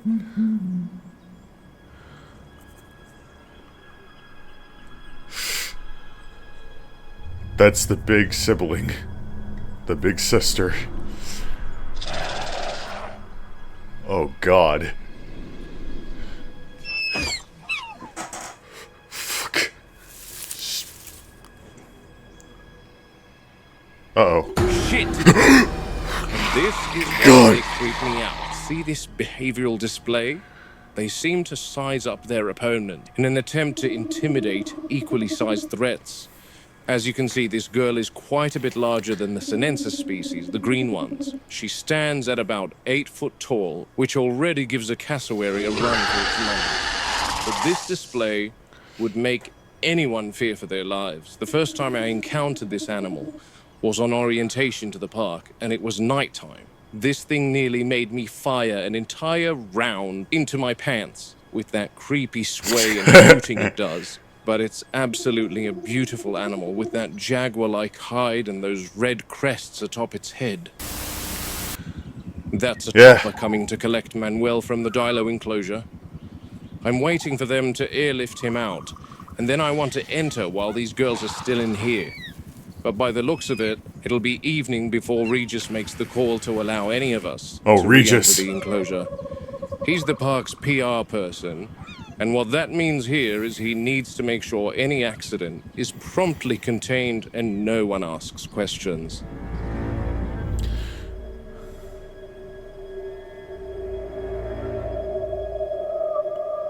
I don't really see the jaguar pattern, in the but Dilophosaur enclosure proper. This habitat is currently part of 2 major rides at the park, the electric vehicle tour, and the Jungle River cruise. The back end of this paddock leads up to the retaining wall that poor Manuel fell off. I've become so curious to see something that I thought I saw when I first peered down off the wall, and then later thought I spotted in the footage. Was it a raptor? Because if so, I didn't see it. Here's the retaining wall. And here's where Manuel landed. The poor soul's helmet is still in the water. And this is the interesting part that I wanted to take note of. This black substance pooling around the helmet. It's venom. Let me take a closer look.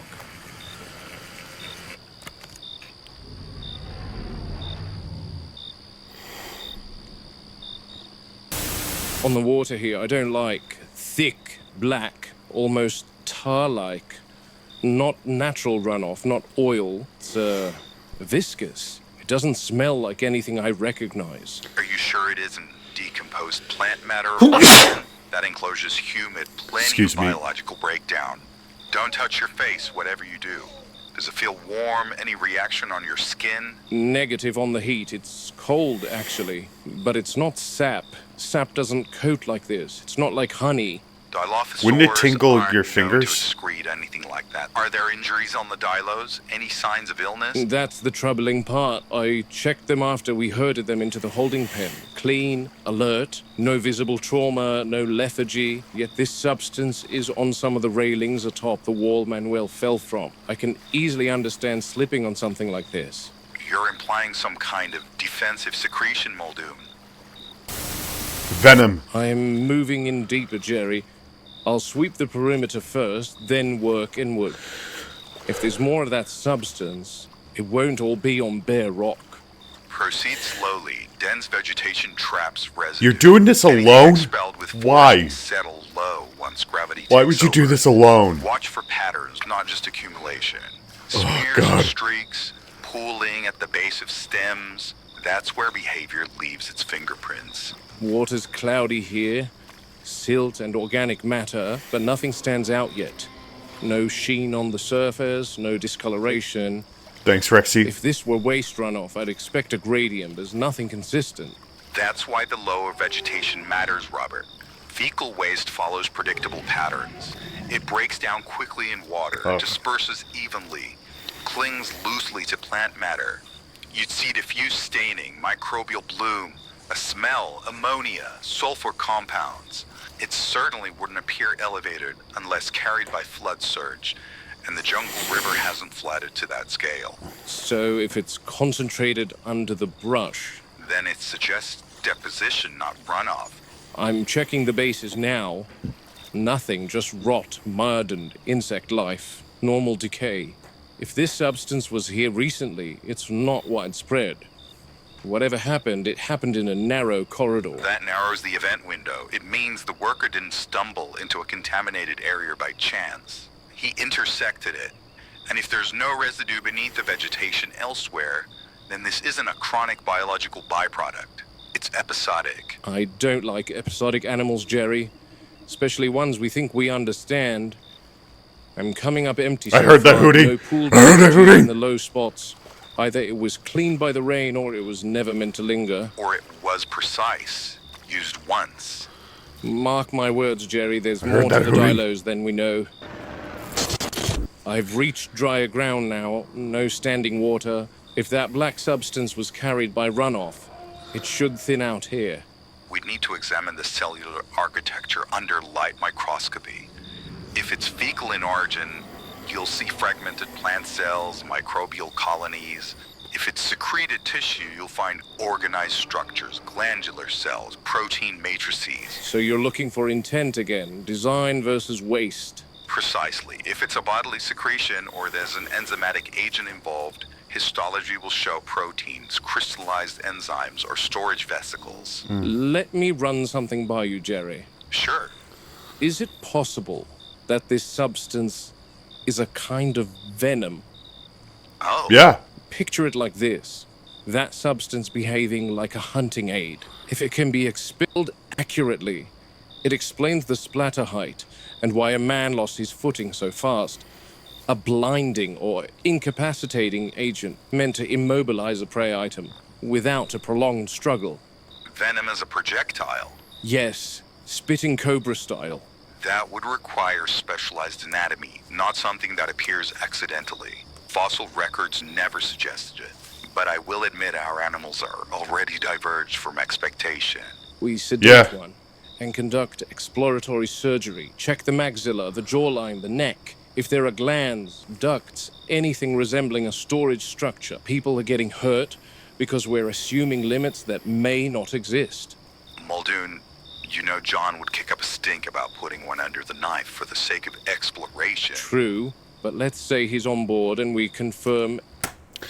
Yeah, if you guys didn't know, in the original concept art, in the film itself, the Dilophosaurus actually had like a, sort of like a inflatable venom sac that comes from the bottom of its jaw that inflates red. It's in the concept art and in the film itself, but it's pretty unnoticeable. You would have to actually look at it. But that's pretty much a neat little trivia for you. But yeah, something I'll probably add.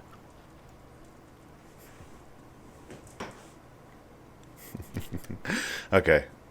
Anything even close to the idea of these animals being venomous. Containment protocols must change immediately. The river cruise cannot stay as it is. Open boats filled with people. If these animals can project something outward, distance and shielding become mandatory. Oh yeah. But You all right, Muldoon? Yeah, Jerry. Compies. fucking The cleanup crew are there. They're feeding on something, Jerry. Looks like hatchling birds. And Jerry, there's that same black substance. Small prey wouldn't require physical restraint. This aligns far more with envenomation than blunt force predation. If the Dilophosaurs did this, they didn't need to chase or climb. Aww. They let this substance do the work. Venom used on prey implies a deliberate targeting behavior. Enough to kill birds, possibly enough to paralyze a man. That means we're done pretending this is theoretical. Birds today, workers tomorrow, guests after that if we're careless. This confirms it for me. These animals are hunting, with more than teeth and claws, and the park is not designed... Does he allow them to hop on his shoulders? And watch yourself around the compies. Kinda Don't let cute. them nip you. Oh, well. This is one of 7 lookout points along the length of the Jungle River throughout the park. This one peers into the Dilophosaurus I also refer to the specifically, but I also refer to the compies as the cleanup crew. Alright. Cool. Alright. the others look out onto Sauropod Swamp to see the apatosaurs and hadrosaurs, etc., with the river eventually winding through the aviary. Still far from completion. Oh, there's an but the aviary? general Holy idea is guests can join the river cruise no. at any one of these 7 entry points, board a raft, and sail past several enclosures to get that up-close and personal experience that Hammond wants for all his guests. There's I wonder still a if- boarding ramp and jetty and things to add here, with the date of completion being somewhere before the end of next year. I wonder if Ali regarding the Awada dino is going to refer to the Pterodactylus Hammond as the definitely hellish won't be bellhobs. thrilled about the idea of having large segments of this ride change so drastically. He's always said that he doesn't want his guests to feel like they are watching animals in a zoo. Getting them close to the animals is something he won't budge on. He always says everyone in the world has a right to enjoy these animals. Enjoy... Well, yeah, but Novel Hammond did specify that he did care more about money, like a lot of money, and that his target audience was children, but specifically rich kids. Who could figure? But that was just Novel Hammond. Movie Hammond's much more wholesome, and he mentions the aviary. Oh boy, the Pterodactylus. I wonder if Ali Awada is going to refer to the Pterodactylus, with Muldoon saying that the Pterodactylus are the hellish bellhobs that made the aviary hotel condemned because the Pterodactylus kept attacking the workmen. Oh well. Enjoy being the key word, not just view them, but enjoy them. But with safety in mind, either some sort of glass barricade needs to be erected alongside the electric fences to prevent the Dilophosaurs from shooting guests in the face with Yeah. what is potentially venom. Or the rafts used on the Jungle River ride need to be enclosed. Both options call for divorcing the park visitor from the attraction. And if I know Hammond, which I do very well, he won't want to explore either option. I've got some movement in there. One of the Dilos might be taking a swim, which is rare. They can swim, but all the workers here have never spotted one actually crossing water. So this might be a first.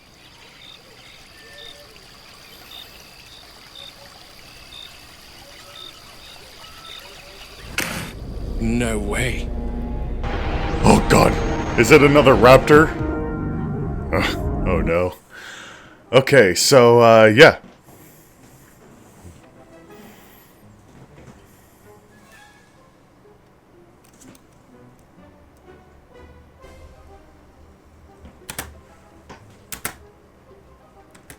Okay.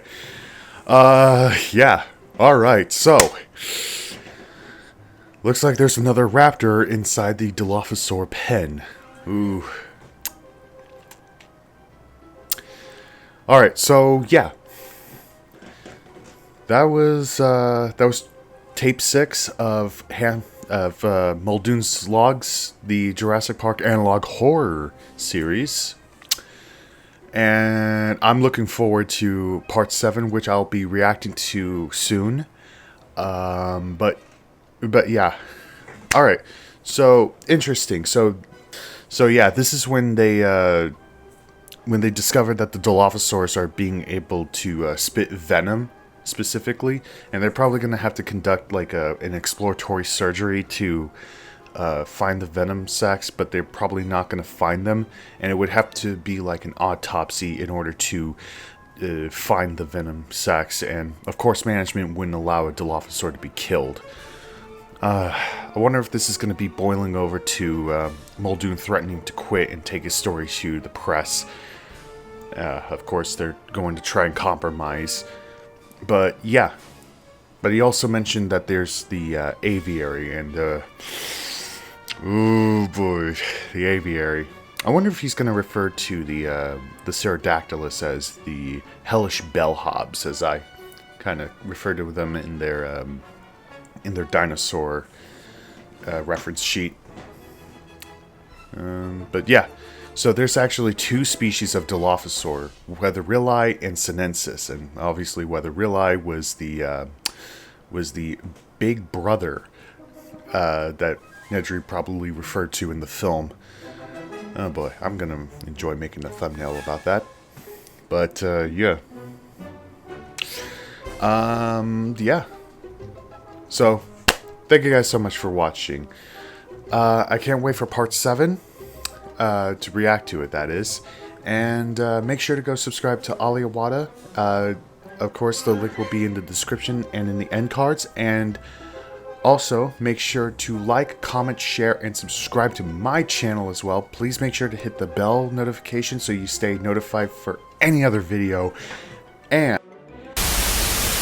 hello, my Jurassic fauna. This is Jurassic Allosaurus, and today we are back again with Ali Awada's Jurassic Park found footage analog horror series, Muldoon's Logs Part 7. So, yeah, we just came off of 6, where we discovered that the Dilophosaurus are capable of spitting venom, and we also saw that there was another raptor that was in the Dilophosaur paddock, so yeesh. Alright, now, let's get into this. Alright, I'm looking forward to this.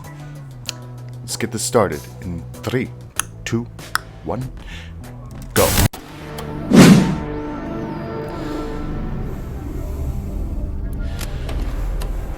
I wonder what's going to happen in this episode. I actually haven't seen this, so this is going to be interesting. Tape 7. Alright. From 6 to 7. That's dead meme. All right. Come on, Arnold. Pick up, damn it. Come on. Oh, That's there's no denying it. definitely a raptor. I saw it. I can't tell from here which one it is, though. It looks like the shape of Storm, her head movements, but I can't be sure. Absolutely an adult velociraptor. How did she get out? Damn it, where is Control when you need them? Arnold, come in. Arnold, are you there? Robbie, can you hear me? Yeah, Muldoon? Robbie, where's Arnold? He's asleep. Why? Asleep. Yeah, it's 2 a.m., Muldoon. Shit. I doubt anyone's in the control room at this hour. What do you need? I need a raptor count. Yeah, I wouldn't know how to do that even if I got down there. Can you meet me at the Jungle River between the Dilos and Sauropod Swamp? Let me put something on. It's left the water. And now that I've got a clearer view, I don't think that's Storm at all. I don't know who it is, to be honest. And I don't want to risk If that's shooting my and hitting cat, the fence instead. then who the That hell would are you? create a massive issue.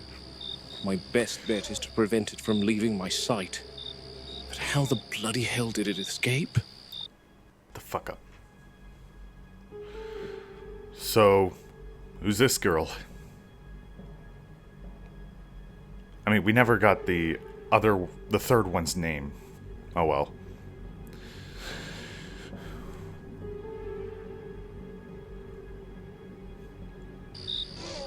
They grow up fast. It's calling now.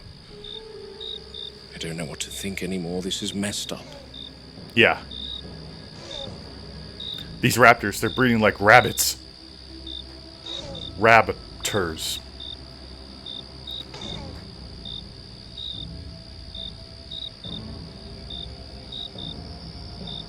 It's making a move, heading back down towards the water. I think, shit! There's really no way to get closer without entering the Dilophosaur enclosure.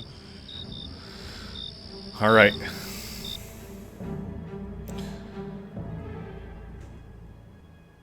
Probably gonna have to, Muldoon. No, she's back. Oh, shit! Shit. Yeah, it's injured herself. No, just going to shake it off. Oh, shit, I need to get closer, but I don't want to scare it off.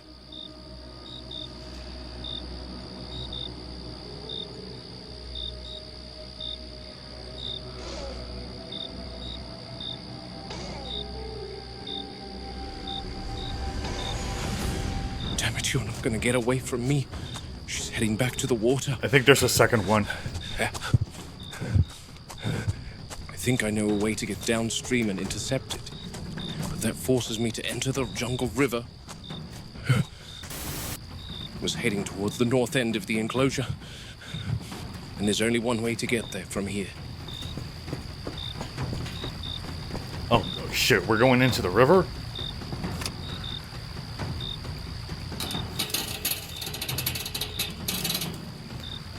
A raft.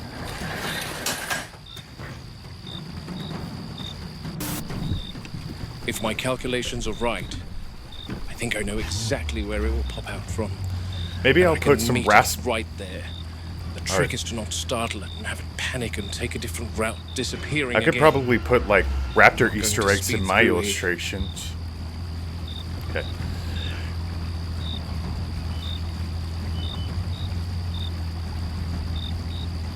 I like this. This is good visual. I'll probably up the cleanup crews here. Compies. I like this. I like the visuals here. I could probably use that for inspiration, maybe.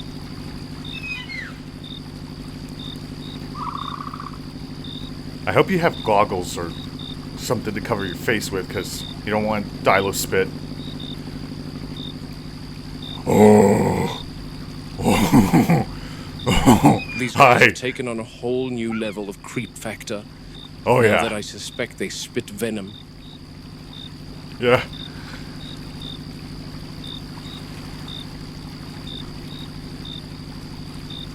Oh Can't god. believe it. How one escaped is beyond me. This is the Jungle River Cruise Gate, which should follow through to the north of the Dilo enclosure. My best guess is that raptor should be close, assuming that it's racing in a fairly straight line. This is interesting. Enclosure needs a thorough combing to make sure. Shit! Yep. There it is. I'm of two minds about this right now. If I positively ID this as one of ours, and Control can track its movements since leaving its enclosure, then I'll be waiting for Robbie with the tranks. Won't be killing it. However, if this is the raptor from the evening of September 9th, yeah, that's not one of ours. Ooh! Ah! I've never seen this thing before. Oh, it's... Don't even know what to say. The markings are nothing like the current three. The composure is male. off. It's just... I don't understand how this can be. Where did you come from? I think it's a male. I've worked with all 8 raptors from the get-go here on Nubla, and I remember them very distinctly.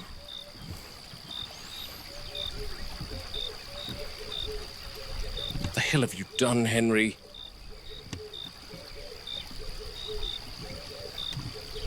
That's not one of ours. What? Okay, that was definitely a raptor call. Or is my mind inventing things? Come on, Robert, think. You're at the probably junction one of those between birds the Dilo that enclosure mimic. and Sauropod Swamp. There's some good 4 or 5 miles between here and the raptors. Their calls don't travel that far, not like the Rexes, whose roars are more resonant. Uh-oh.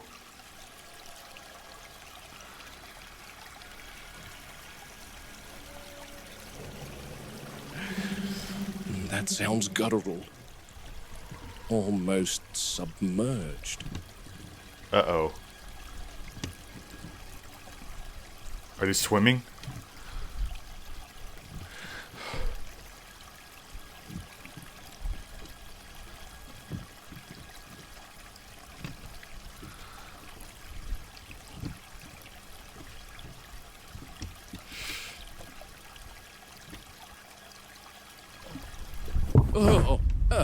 Oh, Christ. There's definitely something submerged. What is it? Is it a Dilo? Is it another raptor?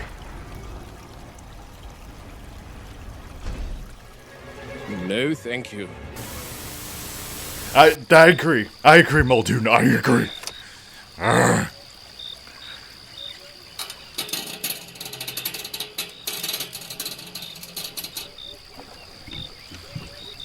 All right.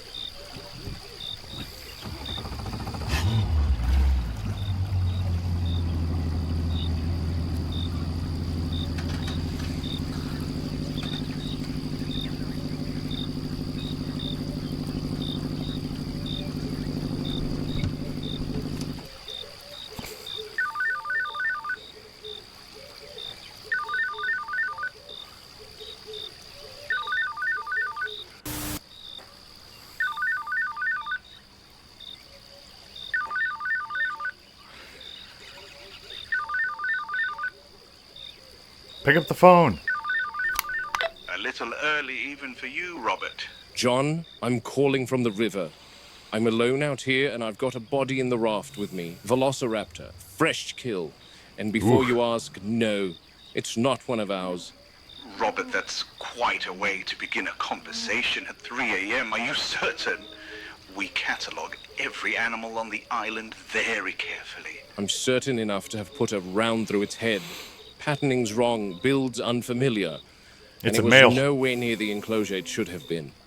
Animals wander. You know that better than anyone, Robert. How often are you finding the Othnielia wandering in the stegosaur paddock? You're joking. Island Nubla isn't a museum display. It's a living system. Henry assures me. With respect, John, Henry isn't the one walking into the jungle at night. Something's off.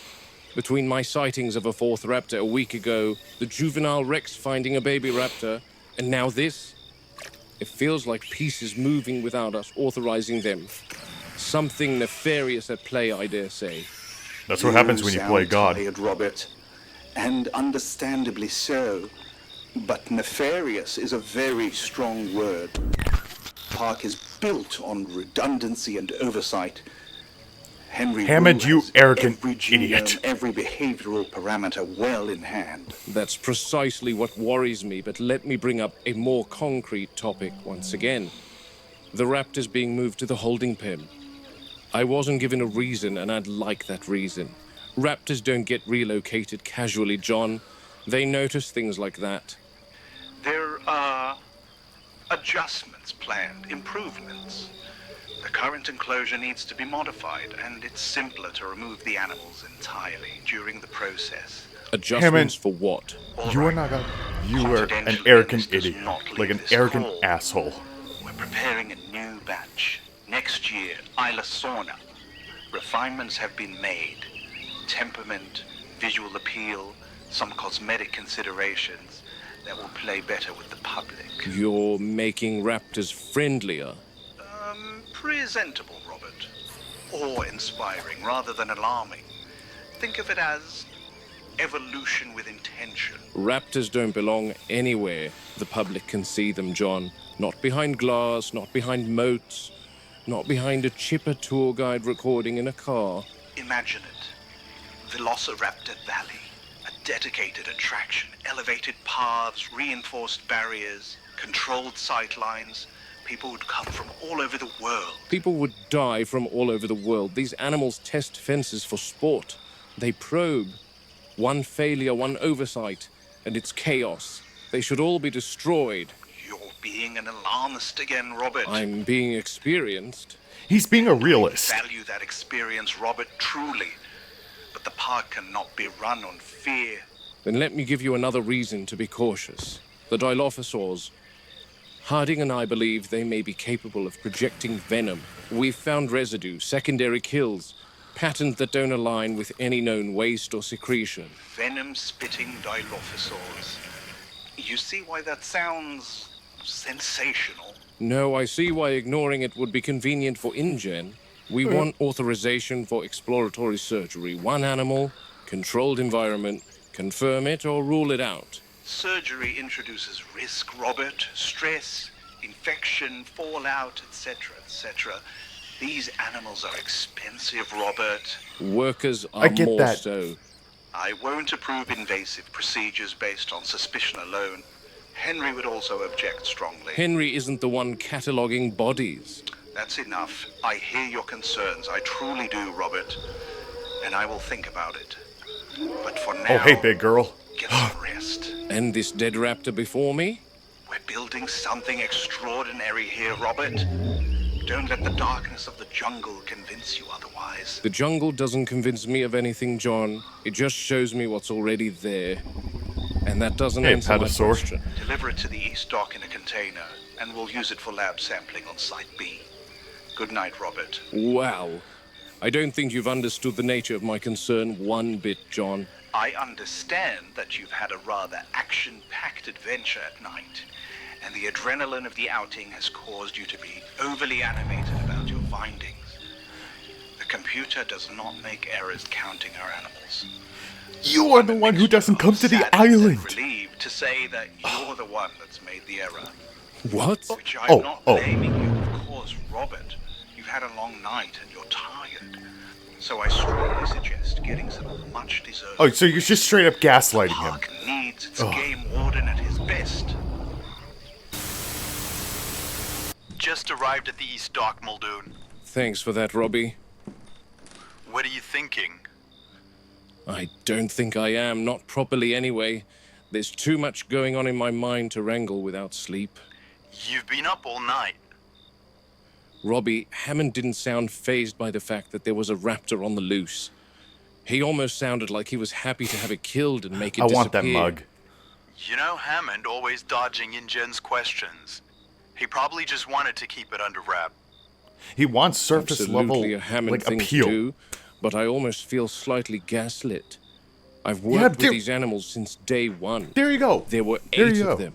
I documented 5 deceased, and now there's 1 unaccounted for in the loading container with you.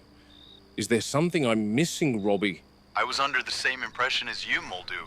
I also want that I flag. haven't worked with the raptors as long as you have, but a quick cursory glance at the body, and even I could tell you that it physically looks different to the three in the enclosure. So I'm confused. My thoughts exactly. Easy. Easy does it. Yep. And hold. Hold it there. Easy. Okay, Robbie, I'm going to hang out with my best friend for a bit, then head to sleep. Okay. Oh, Have a Jack good night, Daniels. or a good morning at this point. I don't drink alcohol, Thanks. so... Bye.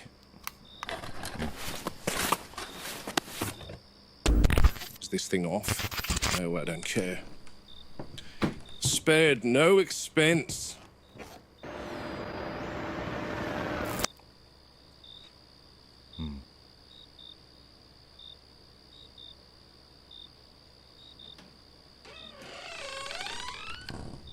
Who you?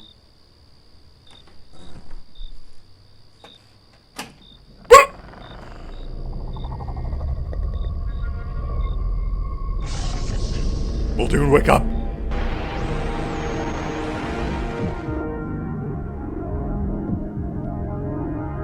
Oh shit. I can open doors. Okay, so, whew, that wasn't the only one, so, yeah, so, not only do we have an unrecognizable raptor in the Dilophosaur paddock that Muldoon killed, like, I love that. Yep, that's not us. Like, fucking, God, what was that show from, it's like an Animal Planet show, Swamp People, where they shoot the gators to the back of the head. But whatever. But yeah, so that's gonna be interesting to wake up to. Ooh boy. All right. So yeah, I'm gonna be looking forward to episode 8. I'll probably react to episode 8 tomorrow as of recording this. I gotta get these 2 videos edited and then released, and then I'll react to episode 8 probably tomorrow, maybe. I don't know. But yeah. Ooh, this is getting interesting. But yeah, Hammond is like appearances only, like complications last. And he was gaslighting the hell out of Muldoon. I don't even think gaslighting was... I might be wrong about this, but like gaslighting wasn't a thing back in the 90s. Like it's not like a common terminology. I think manipulation would be a better suit, but whatever. But yeah. And also I love the Jungle River ride, like the look. It's good. It's probably some good inspiration for a video in the future. Oh well. But yeah. Hopefully you guys enjoyed this video. If you did, make sure to like, comment, share, and subscribe. Hit the bell notification to stay up to date with new videos. Make sure to subscribe to Ali Awada. His channel link will be in the description and in the end cards. And make sure to give him all the love and support. I'm enjoying his series. Hello, my Jurassic fauna. This is Jurassic Allosaurus, and we are back reacting to Ali Awada's Jurassic Park Muldoon's Logs. We're now on episode 8. So, last time we left off, Muldoon spotted another raptor. This one might actually have been a male. And, of course, John Hammond was gaslighting him. And when we last left off, there was a raptor that snuck into Muldoon's station. So I'm interested on how that's going to be followed up. So yeah, let's get into this. But first, I must ask you guys to please like and subscribe, hit the bell notification, and make sure to go support Ali Awada. Link will be provided in the description for the original video and his channel. And with that being said, let's get into this. In 3, 2, 1... go. Alright.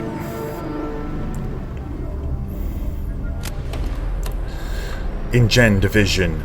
Behavioral Observation Log. V. Anteropus. Okay, so. Tape 8. Let's get into this. Ray, I need last night's river feed pulled up. Oh, South. shit. I want to see what your system logged. That's a nice, Right, but I'll say this up front, Muldoon. I like that If it apatosaur moved through the model. water, the system can't see it, because the movement of the water and the convection rising from the surface screws up the sensors. We're not just counting shapes here, Muldoon. Hey, Rexy. Every animal has a distinct profile. Pattern recognition, movement signatures, it's not just eyes on a screen. I want to see what the computer has to say about Copies. a certain animal from last night. The computers don't count animals the way people do. They don't say, that's a raptor. They say, that's asset ID 307, exhibiting behavior within expected parameters. Each animal's tagged visually and behaviorally, like a fingerprint. And if one doesn't match a fingerprint? Then it's flagged as temporarily unknown. Ooh. Environmental anomaly, false positive. The system assumes the roster Aww. is correct and filters anything that doesn't A parasaur cuddle pile. Shadows, reflections, birds, overlapping Ugh. heat signatures, foliage movement. So if there's an animal that shouldn't exist, the computer politely ignores it. Until a human tells it not to. The tally is a closed loop, Muldoon. We start with a known number, and the system maintains that number unless instructed otherwise. These animals don't just pop into existence. I think that was the problem. Deaths are logged, transfers are logged. The assumption is order. It doesn't look for what it's not told to expect. That's a waste of computational power. Raptors, for example, are counted because they already exist in the database. An unaccounted one has no label to attach to. It works 99% of the time. And the remaining 1%? That's I do why like you're the here, striped instead of trusting the sauropod screen. pattern. Look, I here's might the use river that for some segment. inspiration What timestamp are you after? for a Around dinosaur 2 reference sheet. a.m. Here's the Dilo enclosure. Here's you. What's that? It's a temporary label while the computer figures out what to classify something. What's in the raft with you? So A if raptor. something was cloned, or hatched, or moved without being entered, Then it gets designated this label until it causes a cascade failure. Missing animal report. Look, Muldoon, computers are very good at enforcing assumptions. They're terrible at questioning them. That's still our job. then I want the assumption. That's still a valid. problem. At this point, I'd rather see the truth than a clean spreadsheet. Can you rewind and follow that label to exactly the point when the computer first picks up on it? Near this drainage pipe is the first sighting. It occurs a little before midnight. I knew it! No digital footprint anywhere before They were that. just... Why They were do you traveling ask? through, like, Nothing, the Arnold. underground It's been tunnel neutralized. systems. I need to let this go. Alright.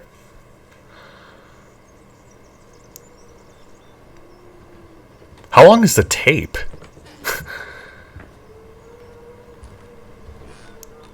Hey, Muldoon. Good morning, Tony. Morning, Muldoon. It's not like you to be late for the boat at the East Dock. You didn't even close the lookout door on your way out. I didn't. I could swear I did. Doors wide open. I guess I mustn't have then. Sorry, Muldoon. No harm done, Tony. It's all right. Just don't want a rat or something coming shit in here. Fair enough.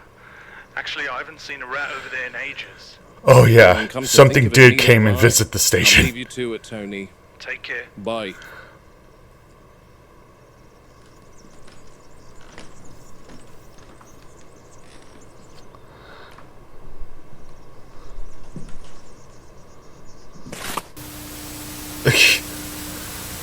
Ray, I'm not the greatest with tech. Can you see what's happened with my lapel cam? It's out of storage, Robert. You've been recording continuously for hours. No overwrite permission, no compression. I can relate. I'll offload all the footage. No more storage. Congratulations, you've officially documented too much. All right, call me when it's ready. Make sure to support my GoFundMe so I can afford a new iPad.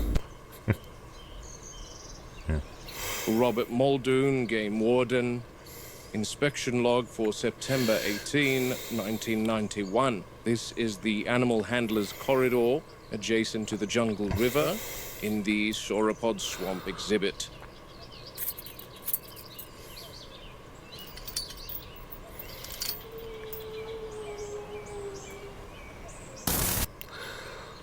Alright. Pretty barren. These guys are not always waiting eagerly for staff. Excuse me. I apologize. Here we go. Oh, it's the Snuggle group.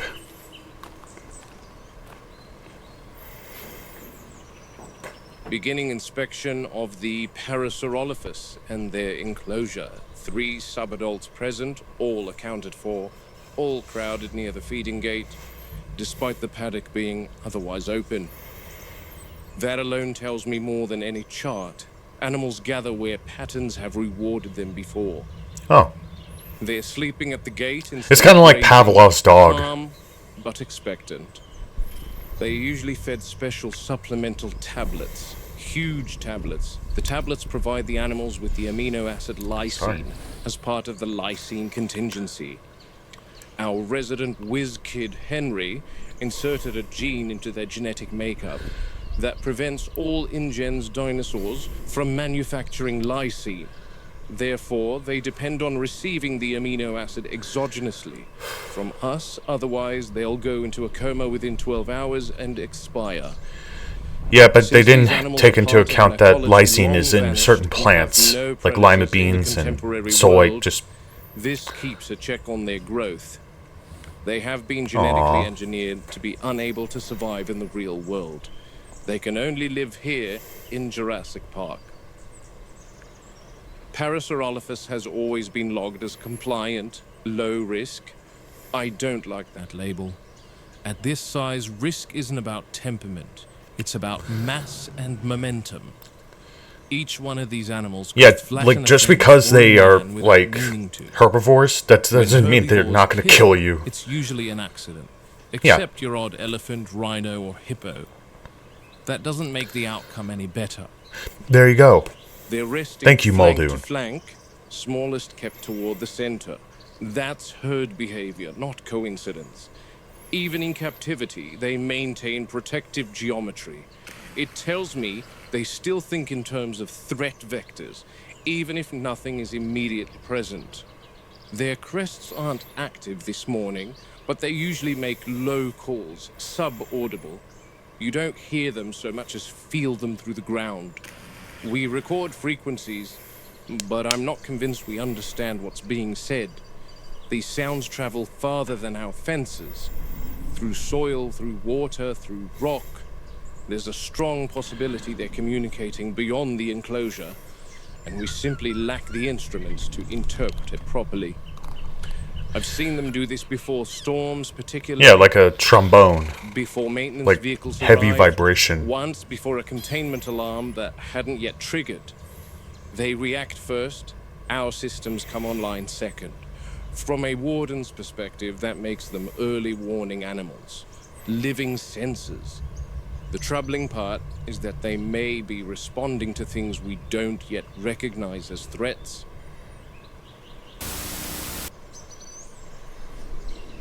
The enclosure itself is wide, scenic, open by design, excellent for visibility, poor for control.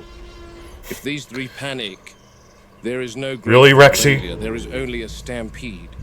Fences are rated for pressure, not intent, and intent doesn't matter when several tons decide to move at once. I've noticed repeated contact points along the same sections of the perimeter, not ramming, not testing, just habitual presence, standing, leaning, listening. Animals map their world the way people do, through repetition. Given enough time, they learn exactly where the edges are. People like to think intelligence equals aggression. That's a comforting mistake. Yeah. These animals remember handlers, feeding schedules, changes in routine. Well, it's because they trust them.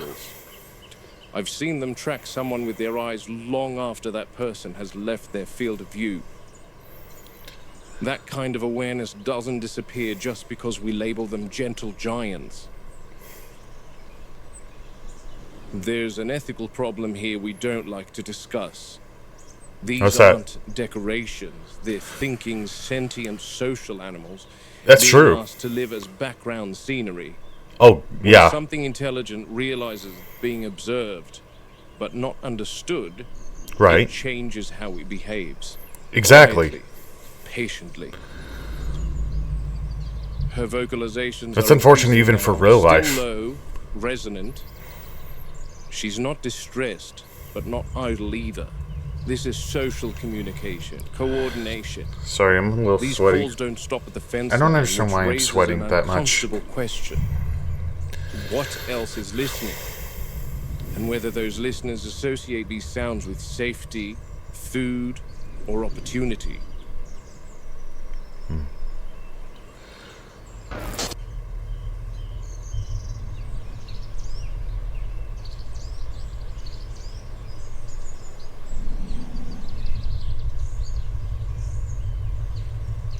Why are you staring at me? It's gonna roar. Oh, I see it. Everything here appears normal, healthy animals, clean enclosure, no I see it. visible stress markers, and that is precisely when I pay the I see the Velociraptor. In my Oh, experience, is it gone? disaster doesn't announce itself. It waits until everyone is satisfied the system is working. I saw that Logging this as a routine Velociraptor. inspection, though I don't believe in routine anymore. Animals are calm, feeding platform remains the focal point of attention, herd cohesion is strong, environmental sensitivity remains high, no immediate action required. Beautiful animals.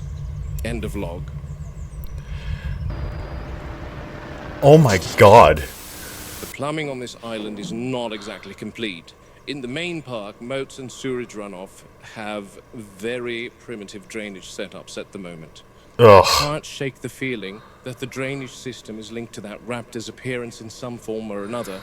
But Hammond said to forget about that raptor, so that... I've just administered the lysine pills inside the feeder. 2 of them are taking the tablets now, Storm and her sister. They don't chew, they lick them. They don't What is the sister's name? Right. Meat is the only language they understand. And that's the problem. Lysine isn't food to them, it's an intrusion. We dress the tablets in fat and goat's blood, and hope instinct does the rest. It usually does, provided we've made them hungry enough. And that's the part no one likes to hear. They Starvation. don't get fed for 7 days prior. 7 days of nothing. No Yeah. live prey, no goats, no cows, nothing. Yeah, that seems very Let the cruel. hunger sharpen them until the smell of the tablets overrides their suspicion. God. It's effective, but I won't pretend it's humane. It's a compromise born out of stubborn biology and our refusal to redesign the animal from the inside out. You can't reason with a predator that only eats what fights back. We've tried alternatives, injectables in prey animals, time-release capsules, aerolized supplements. They learn too quickly. The moment something feels wrong, they remember it. And all it takes is one bad experience and you've lost the method forever. Oh yeah. These animals don't forgive patterns, they break them. Uh-oh. I'm watching the third one now, the big one. She Ooh, hasn't boy. moved in with the others. She's at the far end, just inside the tree line. She's still just watching, not distracted. Wait, by the show. would that basically explain why their fenestres are visible? It's because they're purposefully starving the animals? Until the others are done Oh and god, that's sniffs about the cruel. perimeter. Hunger doesn't But it's blind probably her, does more the other likely pair. why they're... Could be dominance. The outlines of Let their the others skulls are expose more themselves to visible. potential risk Because first. that doesn't really See if happen there's unless the consequence. animal is Could be absolutely stress starving. from hearing that fourth raptor's call the other night. It's cruel. We've been cycling the gates more often, running drills. They feel that. But then again, They Hammond feel everything. cares about appearances Or more. it could be something simpler. She's just not Or hungry enough. cares about That worries me more than presenting defiance. his project. She's thinner than last mealtime, but not weak. There's a difference. She's conserving energy, not losing it. Yeah. Watching angles, listening. She's learned that feeding time is when people are closest, when routines are loud, when mistakes happen. If she doesn't take the tablet within 3 days, we'll have to isolate her. Separate administration. And that carries its own risks. But the lysine lasts about 2 weeks in the raptors. Every animal metabolizes at different rates, but if the big one doesn't take some lysine supplement in the next 72 hours, she could slip into a coma. This is why I keep pushing for alternatives. Transdermal delivery, implanted slow-release delivery, anything that doesn't rely on starving an intelligent animal into compliance. Yeah. You can only corner a predator like this for so long before it starts planning around you. Hunger sharpens memory, doesn't dull it. So... The other two are finished now, tablets swallowed. They're irritated, expecting more that isn't coming. The big one hasn't moved. Still watching, still thinking. If this were the wild, I'd say she's choosing the better moment. In here, it means she's ahead of us again.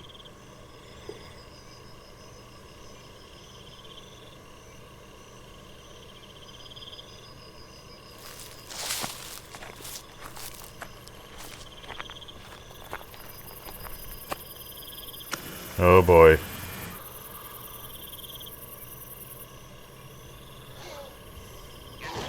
Seems like they've disobeyed her.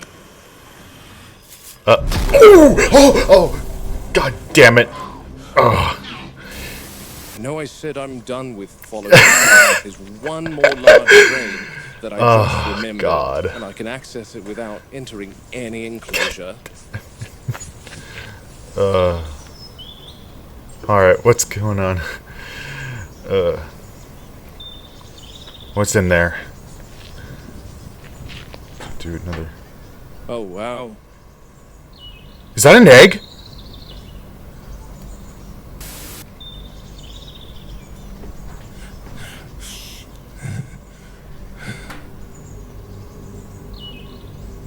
That's an egg. Oh, wow. Whew. Okay, so, confirmation. The raptors are breeding. Oh, boy. Alright. Property of genetic technologies. Alright. Highly confidential. Do not replicate. Okay, so that was interesting. So no follow up. To the raptor popping in and checking out the place from the previous night. But yeah. So we got a little information about the parasaurs, and it also probably explains why the dinosaurs designed like a better in-universe explanation is that they purposefully starve the dinosaurs so that they have to take the tablets. That's actually a really clever way of explaining that. It's cruel as hell. But yeah. But now we have a egg in the sewer system. So that did confirm like one of my previous videos where I was explaining that the raptors were using like the underground underground tunnel systems to get around the island so they won't be spotted and only come up to attack the bigger animals. And I did see that raptor behind the parasaurs. God. All right. But and I also agree with Muldoon on the store. I agree with like Mr. Arnold with the storage capacity. Like you have no more storage. I can relate. But that leads me to the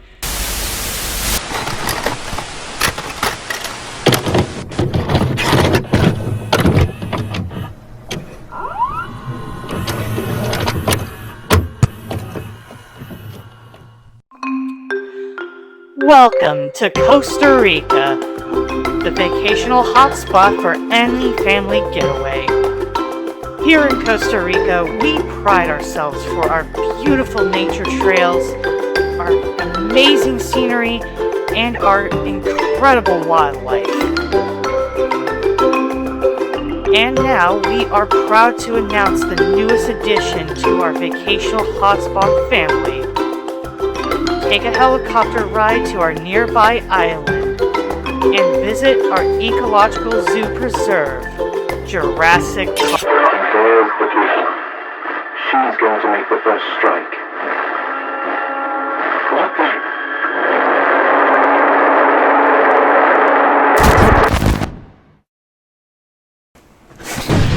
Hello, my Jurassic fauna. This is Jurassic Allosaurus, and today we are going to be reacting to Ali Awada's Jurassic Park Muldoon's Log, an analog horror series, part 9. So, last time we left off, there was a raptor egg in the sewage drainage system. So that confirms my theory that the raptors were using the sewer systems or underground tunnel systems to move around the island undetected. So it's going to be interesting. And we also found out that InGen purposefully stars its animals. So yeah, that's all kinds of messed up. But anyways, so we are going to be reacting to this episode 9. And yeah, and we're almost done with volume 1. Ali Awada is doing volume 2, I believe, right now. So I'm catching up. All right. So, guys, make sure to please like, comment, and subscribe to this channel. Make sure to share this video around. Also, make sure to hype this video so that YouTube can push it through the algorithm. I would really appreciate that. Just getting me more out there. And without further ado, we're gonna get into this. Following footage. All right. Closer to the end of volume 1. All right.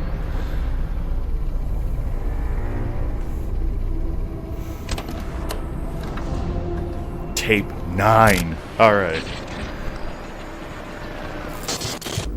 I want your take, Jerry, before I start making unpleasant assumptions. Alright. Oh, that egg is smaller than I thought. Shape and thickness matter more than size alone. In Costa Rica, you've got large ground-nesting birds that could surprise you. Great curassow, the crested guan, even jabiru storks near waterways. The shell's pale, slightly porous, not heavily calcified. Doesn't scream stork to me. I've spent enough time around birds to know when an egg doesn't fit its landscape. In Kenya, we used to track nests by shell fragments alone. Ostrich, vulture. You learn the difference fast. Thickness, curvature, how the shell breaks. Stork eggs fracture chunky, uneven, like broken crockery. This is cleaner, lighter. Then let's widen the net to reptiles. Iguana and basilisk eggs are leathery, usually collapse rather than fracture, so probably not that. Crocodilians lay much thicker shells. Snakes lay clusters, soft-shelled. If it's shattered cleanly, that rules out most native reptiles. That's exactly the issue. It doesn't fit neatly anywhere, which means it doesn't belong on the list altogether. I was hoping you wouldn't say that, but yes, we have to consider park animals. Now, that doesn't automatically make it a viable egg. Many species will lay eggs under stress, hormonal imbalance, or the absence of mating. You're saying one of our animals could have laid it without being pregnant? Correct. Birds do it all the time. Domestic hens lay infertile eggs constantly. Even some reptiles will ovulate and deposit eggs that were never fertilized. And dinosaurs? Right. In captivity, cycles get confused. Light, diet, enclosure, stress, it all interferes with the reproductive process. There's no reason that our dinosaurs would share this behavior with modern-day birds. If a female is cycling and there's no successful mating, an infertile egg is absolutely possible. It would explain why there's no embryonic material. Well, the shell is dry. That still leaves the question of how it got into the drain. Probably Drain ants. systems are collection points. Water carries debris, Muldoon. You get what's causing me to be concerned, don't you, Jerry? Muldoon, even if this is the work of one of our animals, it doesn't prove reproduction. Remember, Muldoon, they're all female. I've seen the Maiasaura produce membranous sacs from their cloaca, which implies egg-laying behavior in the absence of males. Should their diets be higher in calcium, these membranous sacs would be converted to infertile calcified egg cells. Yet there are no babies inside them. All right. Then I'll log it as incidental. I think that's the most informed call to make here, Muldoon. Copies. Understood. Ending the concern here. September 27th. Just give her some time. The container's been sitting here for 20 minutes now. Doors unlocked and wide open. Hydraulics disengaged. Everything as it should be. Sometimes they step out immediately. Sometimes they don't. Animals that come from Site B tend to take their time, since the ground smells unfamiliar to them. This one's no different. Oh Drizzle boy. settled in. Of course, it Is has this to a new rain on raptor? the day of the transfer. Good weather for keeping things calm. Bad weather for there was a moving glitch. anything that weighs several tons. This animal came over from Sauna, a subadult, old enough to be wary, young enough to still adapt if we don't rush it. The paddock's been cleared to give her space. The other three are held back for now. Yeah, this is a Acclimatization with herd raptor. animals This is a isn't raptor. about introductions. It's about absence. Letting the land speak first. Letting her learn where the ground dips, where the fences hum, where the wind carries sound. Weather complicates everything. Wet air carries scent farther. Mud holds tracks longer. Every step she takes out there will leave a record for the others to read later. That can help, or it can set the tone wrong if she panics. This is always the longest part. Waiting, watching a metal box in the rain, listening to the animal breathe. Come on, girl. You start thinking about what happens if she bolts, or refuses to move, or decides the container is safer than the paddock. I think this is going to be a jump scare.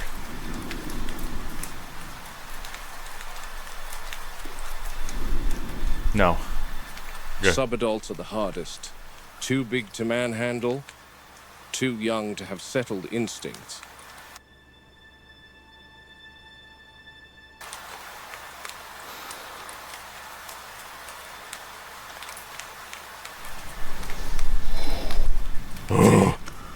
She's approaching, sniffing now. She's testing the threshold, smelling the rain, feeling the vibration of the fence. She doesn't know the others aren't here yet. All she knows is that the world outside the box is larger than the one she's been in. Yeah, well, that's what happens when you were raised in captivity. You're not used to everything yet.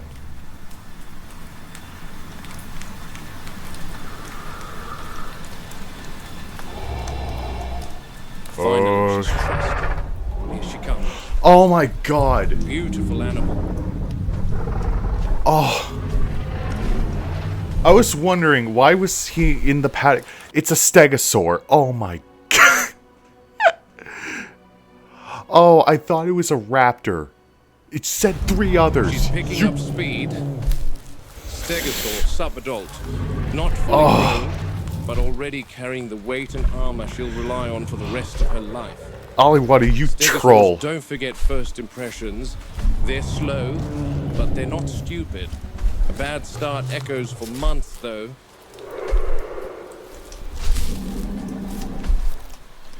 I was wondering, why was he in the paddock? No rush, no panic.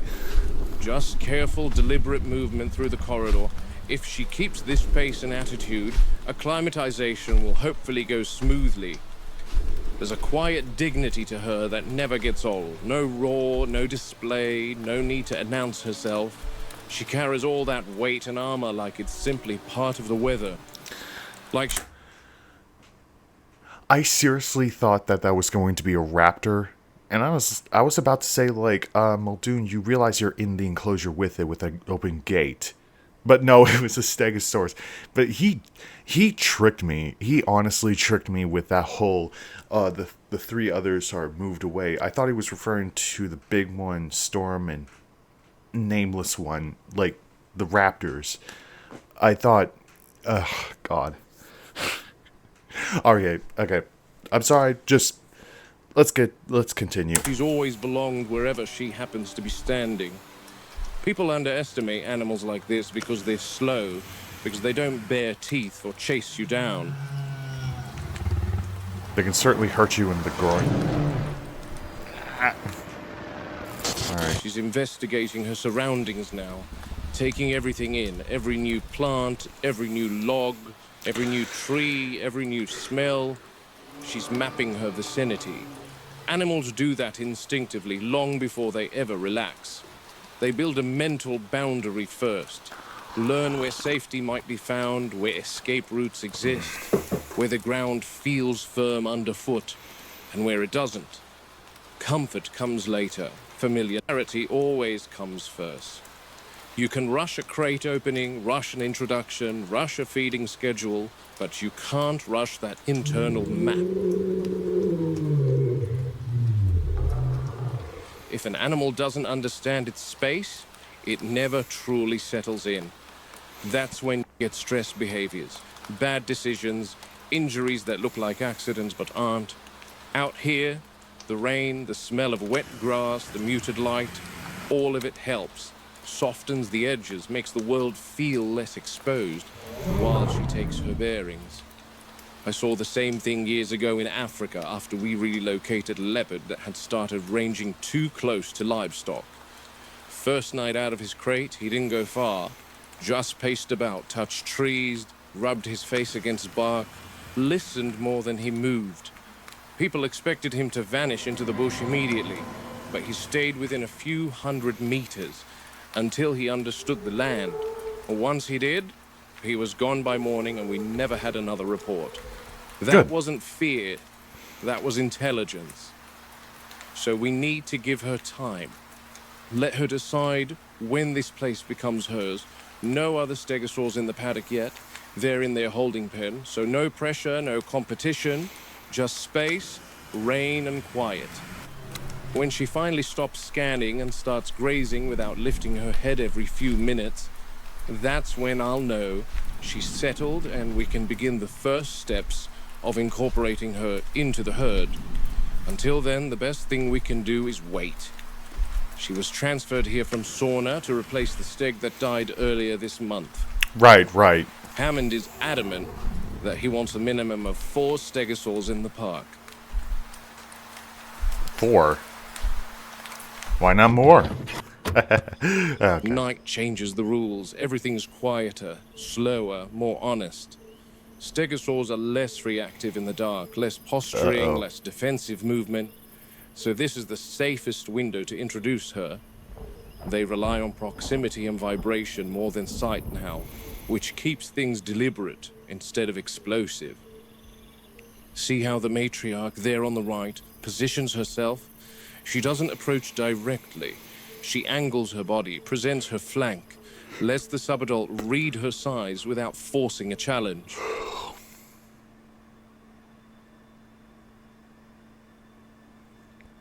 I hope it goes well. That tail swing isn't a threat. It's a boundary. She's saying, this is my space, but you're allowed near it. The others follow her lead automatically. Herd animals don't vote. They watch the one who decides. The subadult doing the right thing, head low, plates angled back slightly, matching pace instead of advancing. No vocalization. You're doing good. You're doing good. That's submission without weakness. She's acknowledging hierarchy while signaling she's not a liability. If she were to rush or freeze, this would go very differently. Confidence tempered by caution. That's what gets you accepted.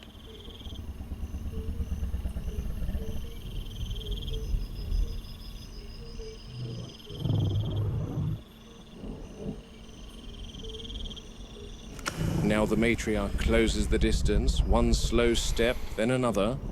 A brief touch along the flank. That's the moment. Physical contact without retaliation. From here on, the herd recognizes her scent as part of the group. Tomorrow, she'll graze at the edges. Tonight, she stands near the center. Integration isn't instant, but acceptance is. And once a stegosaur is accepted into a herd, it's for life, unless something goes very wrong. That's Something's the gonna go stability wrong. we build everything else on.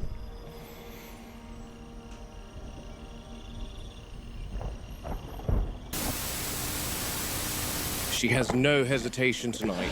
That tells me the separation's doing its job. Juveniles here, adult stays in the holding paddock. They just don't get along, and she's growing fast, so It's they're the juvenile. becoming too close in size now, too much competition. You keep them together and one ends up testing the other, and with animals like this, a test turns lethal fast. That's consistent with what we see in predators. Once the juvenile starts closing the size gap, tolerance disappears. It's not aggression so much as inevitability.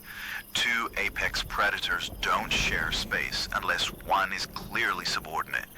And she's definitely past that phase. She's growing quickly. The lysine supplement's gone in an instant. Still feels harsh, starving an animal just enough to make it take a tablet. I don't like conditioning predators to associate hunger with us intervening. I don't either. But the alternative is worse.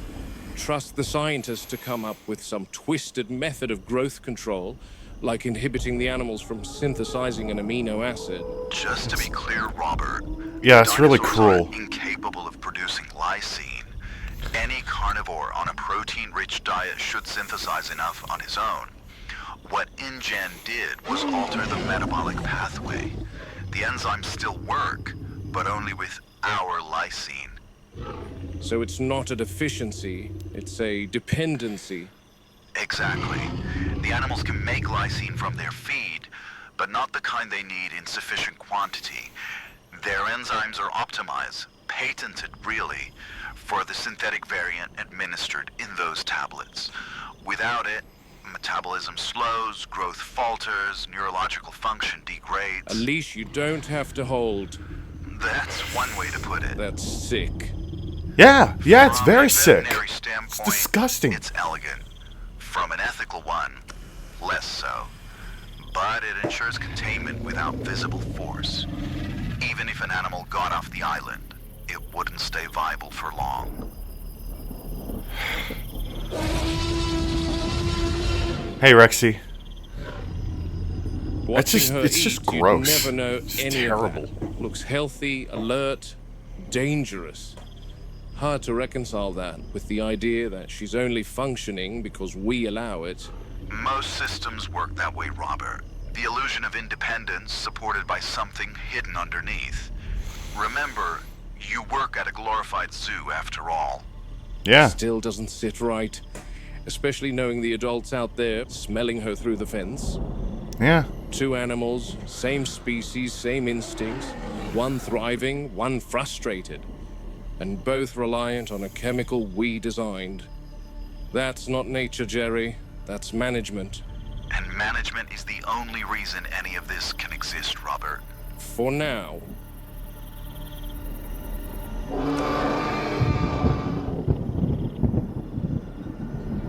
Muldoon, are you there? Uh-oh. Yes, Ray. I need you to head to the raptor enclosure immediately. What's going on? It's the big one. Uh-oh. She's convulsing. Oh, shit.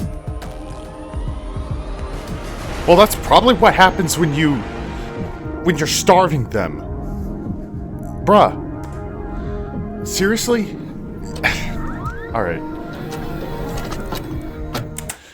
But that was good. That was great. That was a pretty good video by Ali Awada. So yeah, the raptors are like the big one is starving, I think, or because of the lack of lysine, she's convulsing and going into a coma and potentially dying because she's refusing to eat the lysine on her own. Yeah, that's pretty cruel. Like, really cruel. And it also, like, it kind of reminds me of like Jurassic World Evolution or Evolution 2 and, well, recently Evolution 3, where if the dinosaurs are starving, they panic and then they bust out of their like enclosures to hunt down the park guests or whatever. So I'm interested. I'm predicting it. The big one might be on the loose after this. Like, they have to track her down and recapture her and bring her back, and like they have to manually inject her with like lysine to keep her alive. God, that's just such a cruel thing to do, you know? It's so cruel. But anyways, thank you guys so much for watching this. Please go subscribe to Ali Awada and support his original content. Make sure to like and subscribe to my channel as well. And also, if you guys could, please hype this video. I would really appreciate it. That means that it will be pushed more and more into the YouTube algorithm, so that I'm introduced to more and more people. Just please make sure to hype this video. I would really appreciate it, guys. It would go a long way. And as well as that, hello, my Jurassic fauna. This is Jurassic Allosaurus, and welcome back to reacting to Ali Awada's Jurassic Park found footage horror series Muldoon's Log. Now we're on part 10. Yes, 10. We're almost done with volume 1, and then we'll head on over to volume 2. Alright. Last time we left off, we found out that the big one is convulsing. She is going through like a seizure of some kind, and it seems like she hasn't been taking her lysine, her dose of lysine. She's pretty smart, but it's not for her own good. Unfortunately, of course, they're starving their animals, but yeah. Anyways, I want you guys to make sure to like, comment, share, and subscribe to the channel. Make sure to go support Ali Awada. The original video will be linked down in the description below. And I also want to thank you guys so much for supporting my GoFundMe. And because we just earned another like $300 from the last donation. So thank you so much for that. Let's keep that going, alright? Alright. So, without further ado, let's get into this. In 3, 2, 1, go. Alright. Following footage was captured on the Isla Nublar. Okay. V. Anteropus. Alright. Let's get this going. It's gonna be coming in hot. Tape 10. Alright. She's convulsing, Muldoon. What do we do? I'm on my way, Ray. You're not actually gonna go in there, are you? I see them, Ray. You must act quick, Muldoon. I've only got the Moro 709 with me, Ray. We don't have a choice, Muldoon. She'll deteriorate fast if we don't act now. Hurry! The damage could be irreversible. Got one, but Storm's made a dash. I'll follow her, Muldoon. The other one needs a name. Guys, go into the comments below and tell me what her name should be. Good. Alright. Muldoon, please be careful. I need your eyes glued to her, Ray. We don't have time. I'm going in. I see her. You're clear, Muldoon. All right, I'm counting on you this time, Ray. I won't let you down. Kill the gate siren for me, Ray. Done. And I've got a crate heading your way right now. All right. Hurry.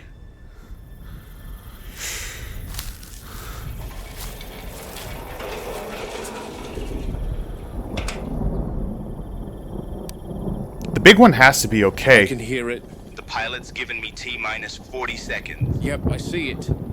Huh. Uh-oh. She's straight ahead of you, Muldoon. Crouched in the reeds. The sound of the chopper is probably frightening her.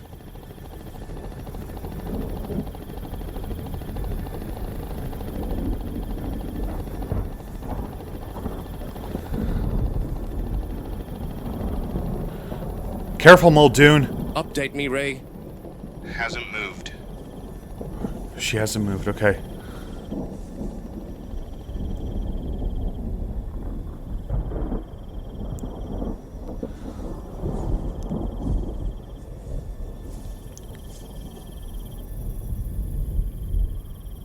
I can't see her. Still there, Ray? Yep, the chopper is going to sit down soon.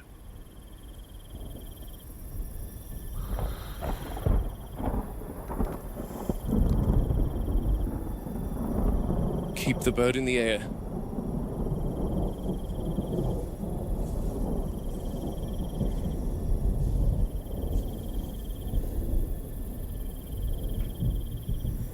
Unless if they give this raptor a name in the video.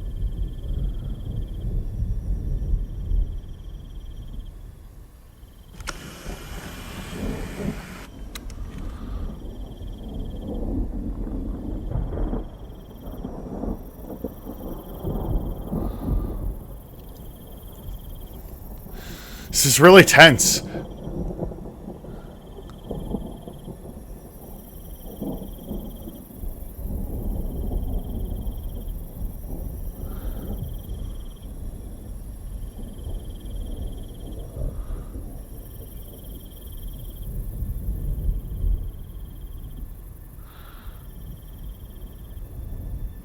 Oh. Oh, there's it!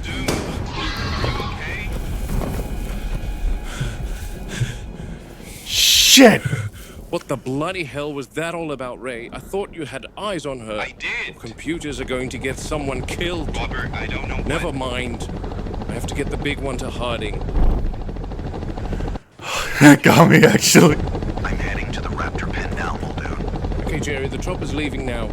I'll be at the pen in a few minutes. She had a seizure. Possibly. I don't know for sure. Okay, I've got a few vials of midazolam that should work. It's reliable in reptiles and birds, so I don't see why it won't work for velociraptors. I hope you're right, Jerry. I'm almost at the pen. I'll talk to you later, Muldoon. All right, bye. Storm's sister seems she took to the dart. The dose was meant for Rex, but it was all I had, and time was of the essence. Shit.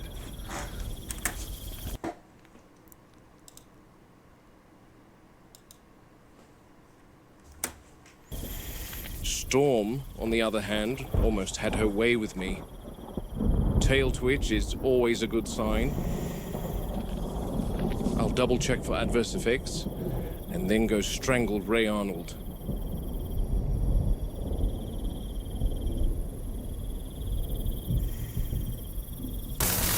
Robert Muldoon, Game Warden, Isla Nublar, Tyrannosaurus Rex holding paddock inspection for September 29, 91. This here is our elevated viewing deck over the holding paddock, with its only current occupant, the Queen herself. Yeah! She's asleep in the open again, no attempt at cover, no effort to conceal herself. An animal with nothing here that can challenge her has zero instinct to hide. That's the confidence of an apex predator with absolute dominance over its environment. We separated her from the juvenile for the lysine cycle this time. Couldn't risk administering supplements together. Too much aggression, too much competition over food. At their size, a dispute isn't just simply posturing. It's death. It can accumulate in death. Yeah? The juvenile's reaching that threshold where tolerance disappears. So we stagger feedings, isolate them, make sure each animal takes its tablet without the other interfering. It's a Sorry, I strange just woke thing up. designing animal husbandry protocols around chemistry instead of ecology. In the reserve back in Kenya, Husbandry. separation meant injury recovery, breeding management, or relocation. Here it means making sure two engineered predators don't kill each other over a medicated ration.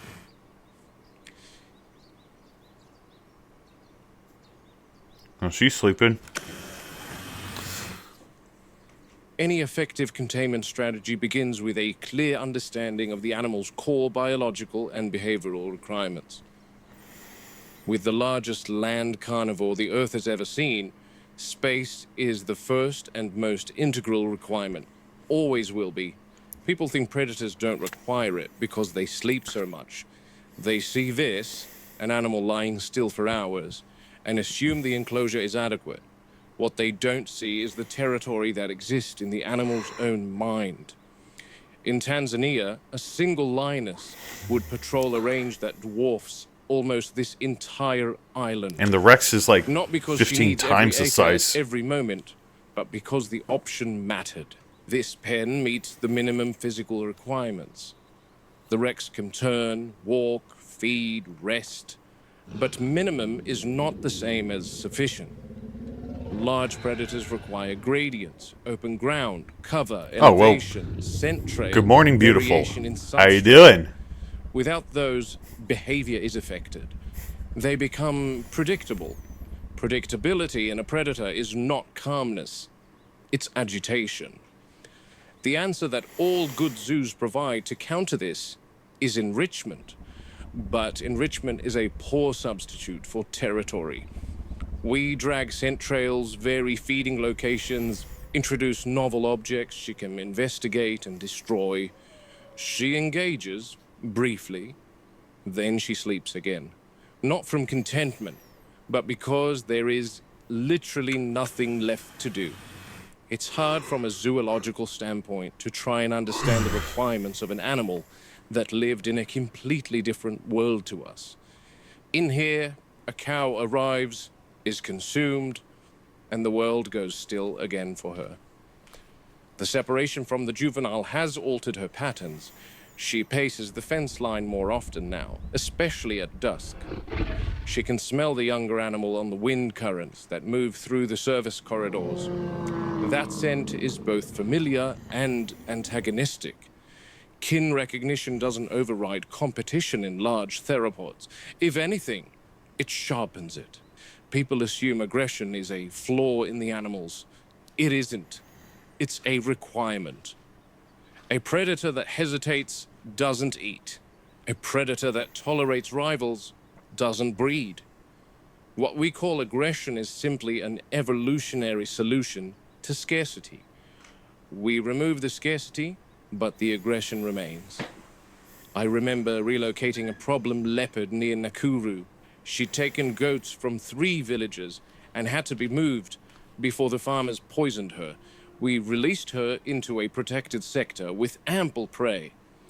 On paper, perfect habitat. For 3 days, she did nothing but circle the perimeter, testing every boundary, scent marking every tree. She wasn't looking for food. She was mapping ownership. Like the raptors. That's what this one cannot do. No perimeter she can influence, no rivals she can displace, no territory she can claim. The glass, the concrete, the electrified barriers, they define her world in ways no wild boundary ever could. A river can be crossed, a mountain can be climbed, but a fence hums and kills. We often talk about containment in terms of barriers and fail-safes, but real containment is meeting an animal's requirements so completely... Wait, where did she go? ...that it has no impetus to challenge those barriers. Space, stimulation, predictable resources, absence of chronic stresses. We meet some of those. Where did she go? We can only approximate. Oh, there she On is. the preserve, if an enclosure failed, an animal returned to an ecosystem that could absorb it. Here, failure means an apex predator in an artificial landscape with no checks and no learned boundaries. That's why every protocol matters. Separation for feeding, controlled enrichment, monitoring behavioral changes. There's a tendency to anthropomorphize sleep as peace. It isn't peace. It's conservation of energy between demands that never come. Yeah. In the wild, rest is earned between hunts, conflicts, migrations. Here, rest is the default state. Still, she is magnificent, perfectly adapted for a world that no longer exists, confined to one we built for spectacle and control. Yeah. Our task is to ensure that, within these limits, Her needs are met well enough that instinct does not turn into desperation, because desperation is when predators test fences. I almost feel sorry for her. I hope you guys don't mind the She's just watching subtitles. me, Jerry. Just sitting there like she's deciding whether I'm worth the effort. Oh, shit. But I can bet that if this pen wasn't here, she'd try and show me, that's for sure. Like Storm yesterday, almost snuck up on me. Yeah, I heard. Ray Arnold and his computers. Tell me about it. Yeah. But she's alert and responsive. This is the first seizure I've documented in any of the park's animals, let alone a raptor. You're certain it was a seizure and not some toxin or neurological infection? Positive. Full tonic-clonic presentation. Rigidity, limb extension, mandibular clenching, followed by rhythmic convulsions. I administered intramuscular midazolam. The convulsions subsided within 90 seconds. And the lysine? I injected her once she stabilized. At this stage, it's going to be observation, monitor respiration, coordination, pupil response, and watch for recurrence. You're telling me this happened because she missed a supplement, Jerry? What'd I say? What'd I say? Theory. Their modified metabolic pathway is dependent on InGen's specific lysine analog. Without it, systemic stress escalates. Neurological symptoms aren't out of the question.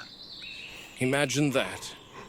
An apex predator humbled because she didn't take her vitamins. It's not a vitamin deficiency in the conventional sense, Muldoon. It's enzymatic compatibility. They can process natural lysine, but not efficiently enough to sustain neural stability without our engineer compound. So what's the long-term solution, Jerry? We dart them all once a week, drop them cold just to get a tablet down their throats? I don't like it either. Sedation carries risk. Respiratory depression, dosing errors, stress myopathy, but with an animal that refuses oral intake, parenteral administration may be the only reliable route. She's staring holes through me, Jerry. No fear, no confusion. If anything, she looks irritated that we interfered. That's consistent with rapid benzodiazepine clearance in theropods. Sedation fades, cognition returns, and they start remembering. Brilliant. So next time we come at her with a dart, she'll be ready. If this seizure was lysine related, which I'm completely positive that it was, maintaining her schedule should prevent recurrence. She hasn't moved from that spot, just breathing slow. Like she's filing this away for future reference. With her, I would assume she is. Yeah. Keep visual contact, note any tremors or ataxia, and call me immediately if anything changes, Muldoon. Understood.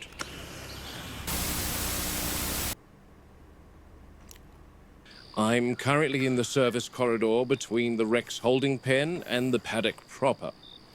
The adult was returned to the paddock, so both Rexes are back in here now. Uh-oh. Tomorrow So the we queen should and the administer princess are lysine living to the together adult again. Rex. We can do that by simply leaving the tablet in the enclosure rather than separating, as the juvenile doesn't yet dare to approach the adult while she's feeding. Here's our juvenile, eyes glowing.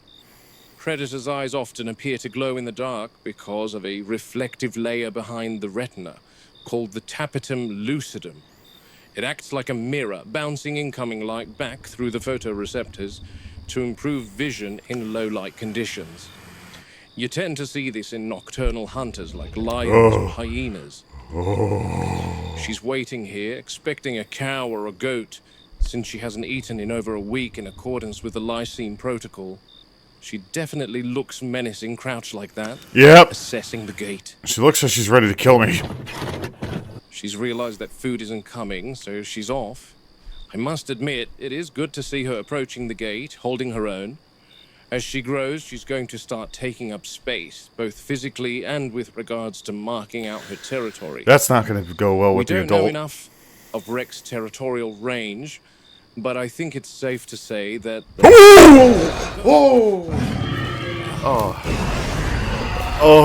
This one has a knack for sneaking.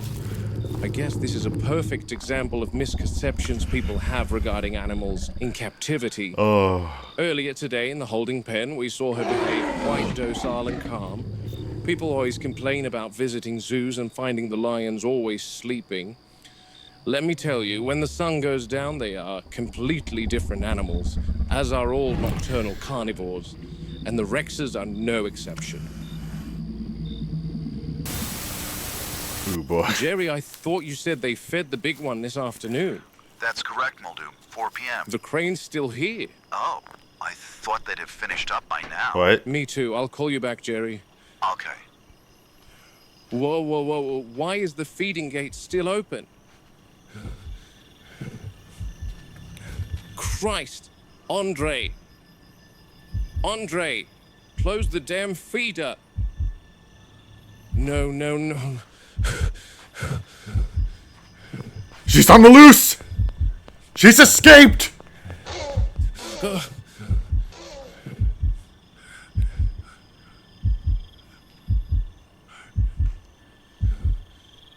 The prisoner! She's escaped! Oh no. Good God. She's on the loose!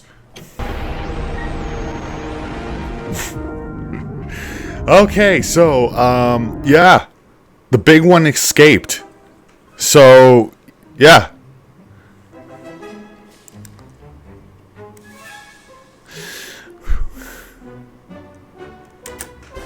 Okay. Yeah, make sure to like and subscribe. So, that was it. That was volume 1 of Muldoon's log. So, the big one has escaped. Thanks to the crane being dangled over with the gate open. So, yeah, the big one's escaped. She's on the loose. We gotta go find her, wrangle her back in. I'm looking forward to volume 2. So, yeah. Great job, Awada. That was a great video. Alright. So, yeah. I hope you guys enjoyed this video. Please make sure to like, comment, and subscribe. Go subscribe to Awada. I'll provide a link to his channel in the description below. And also make sure to subscribe to my channel, of course. And, yeah. Also, I want to preference this, guys. I want you guys to make sure to hype this video, get it into the YouTube algorithm, just so that I'm out there, you know, getting more content to you guys, you know, so I can grow these videos a bit more and get more people to the channel. And also a celebration, because we have a new donator on GoFundMe, another anonymous donator, but their money was hugely like appreciated. I thank you guys so much for your contribution to the channel, to help us reach our goal. I plan to get a new iPad so I can get back to illustrating for you guys. This is amazing. Like, I thank you guys so much for that. God. But thank you guys so much. I can't stop saying that enough. You guys are awesome. So, yeah. Thank you guys so much for watching. And before I go, I want to remind you guys, I have a GoFundMe. If you guys want to help out the channel any way you can go down to the description or in the end cards and support my GoFundMe. I hope to reach my GoFundMe goal in order to afford a new iPad, so that I can get back to illustrating for you guys again. I would really appreciate your support, and remember, even $5 means a lot to me, guys. So please consider making a donation. Thank you. This is Jurassic Allosaurus. Till the next time period, guys. Bye-bye.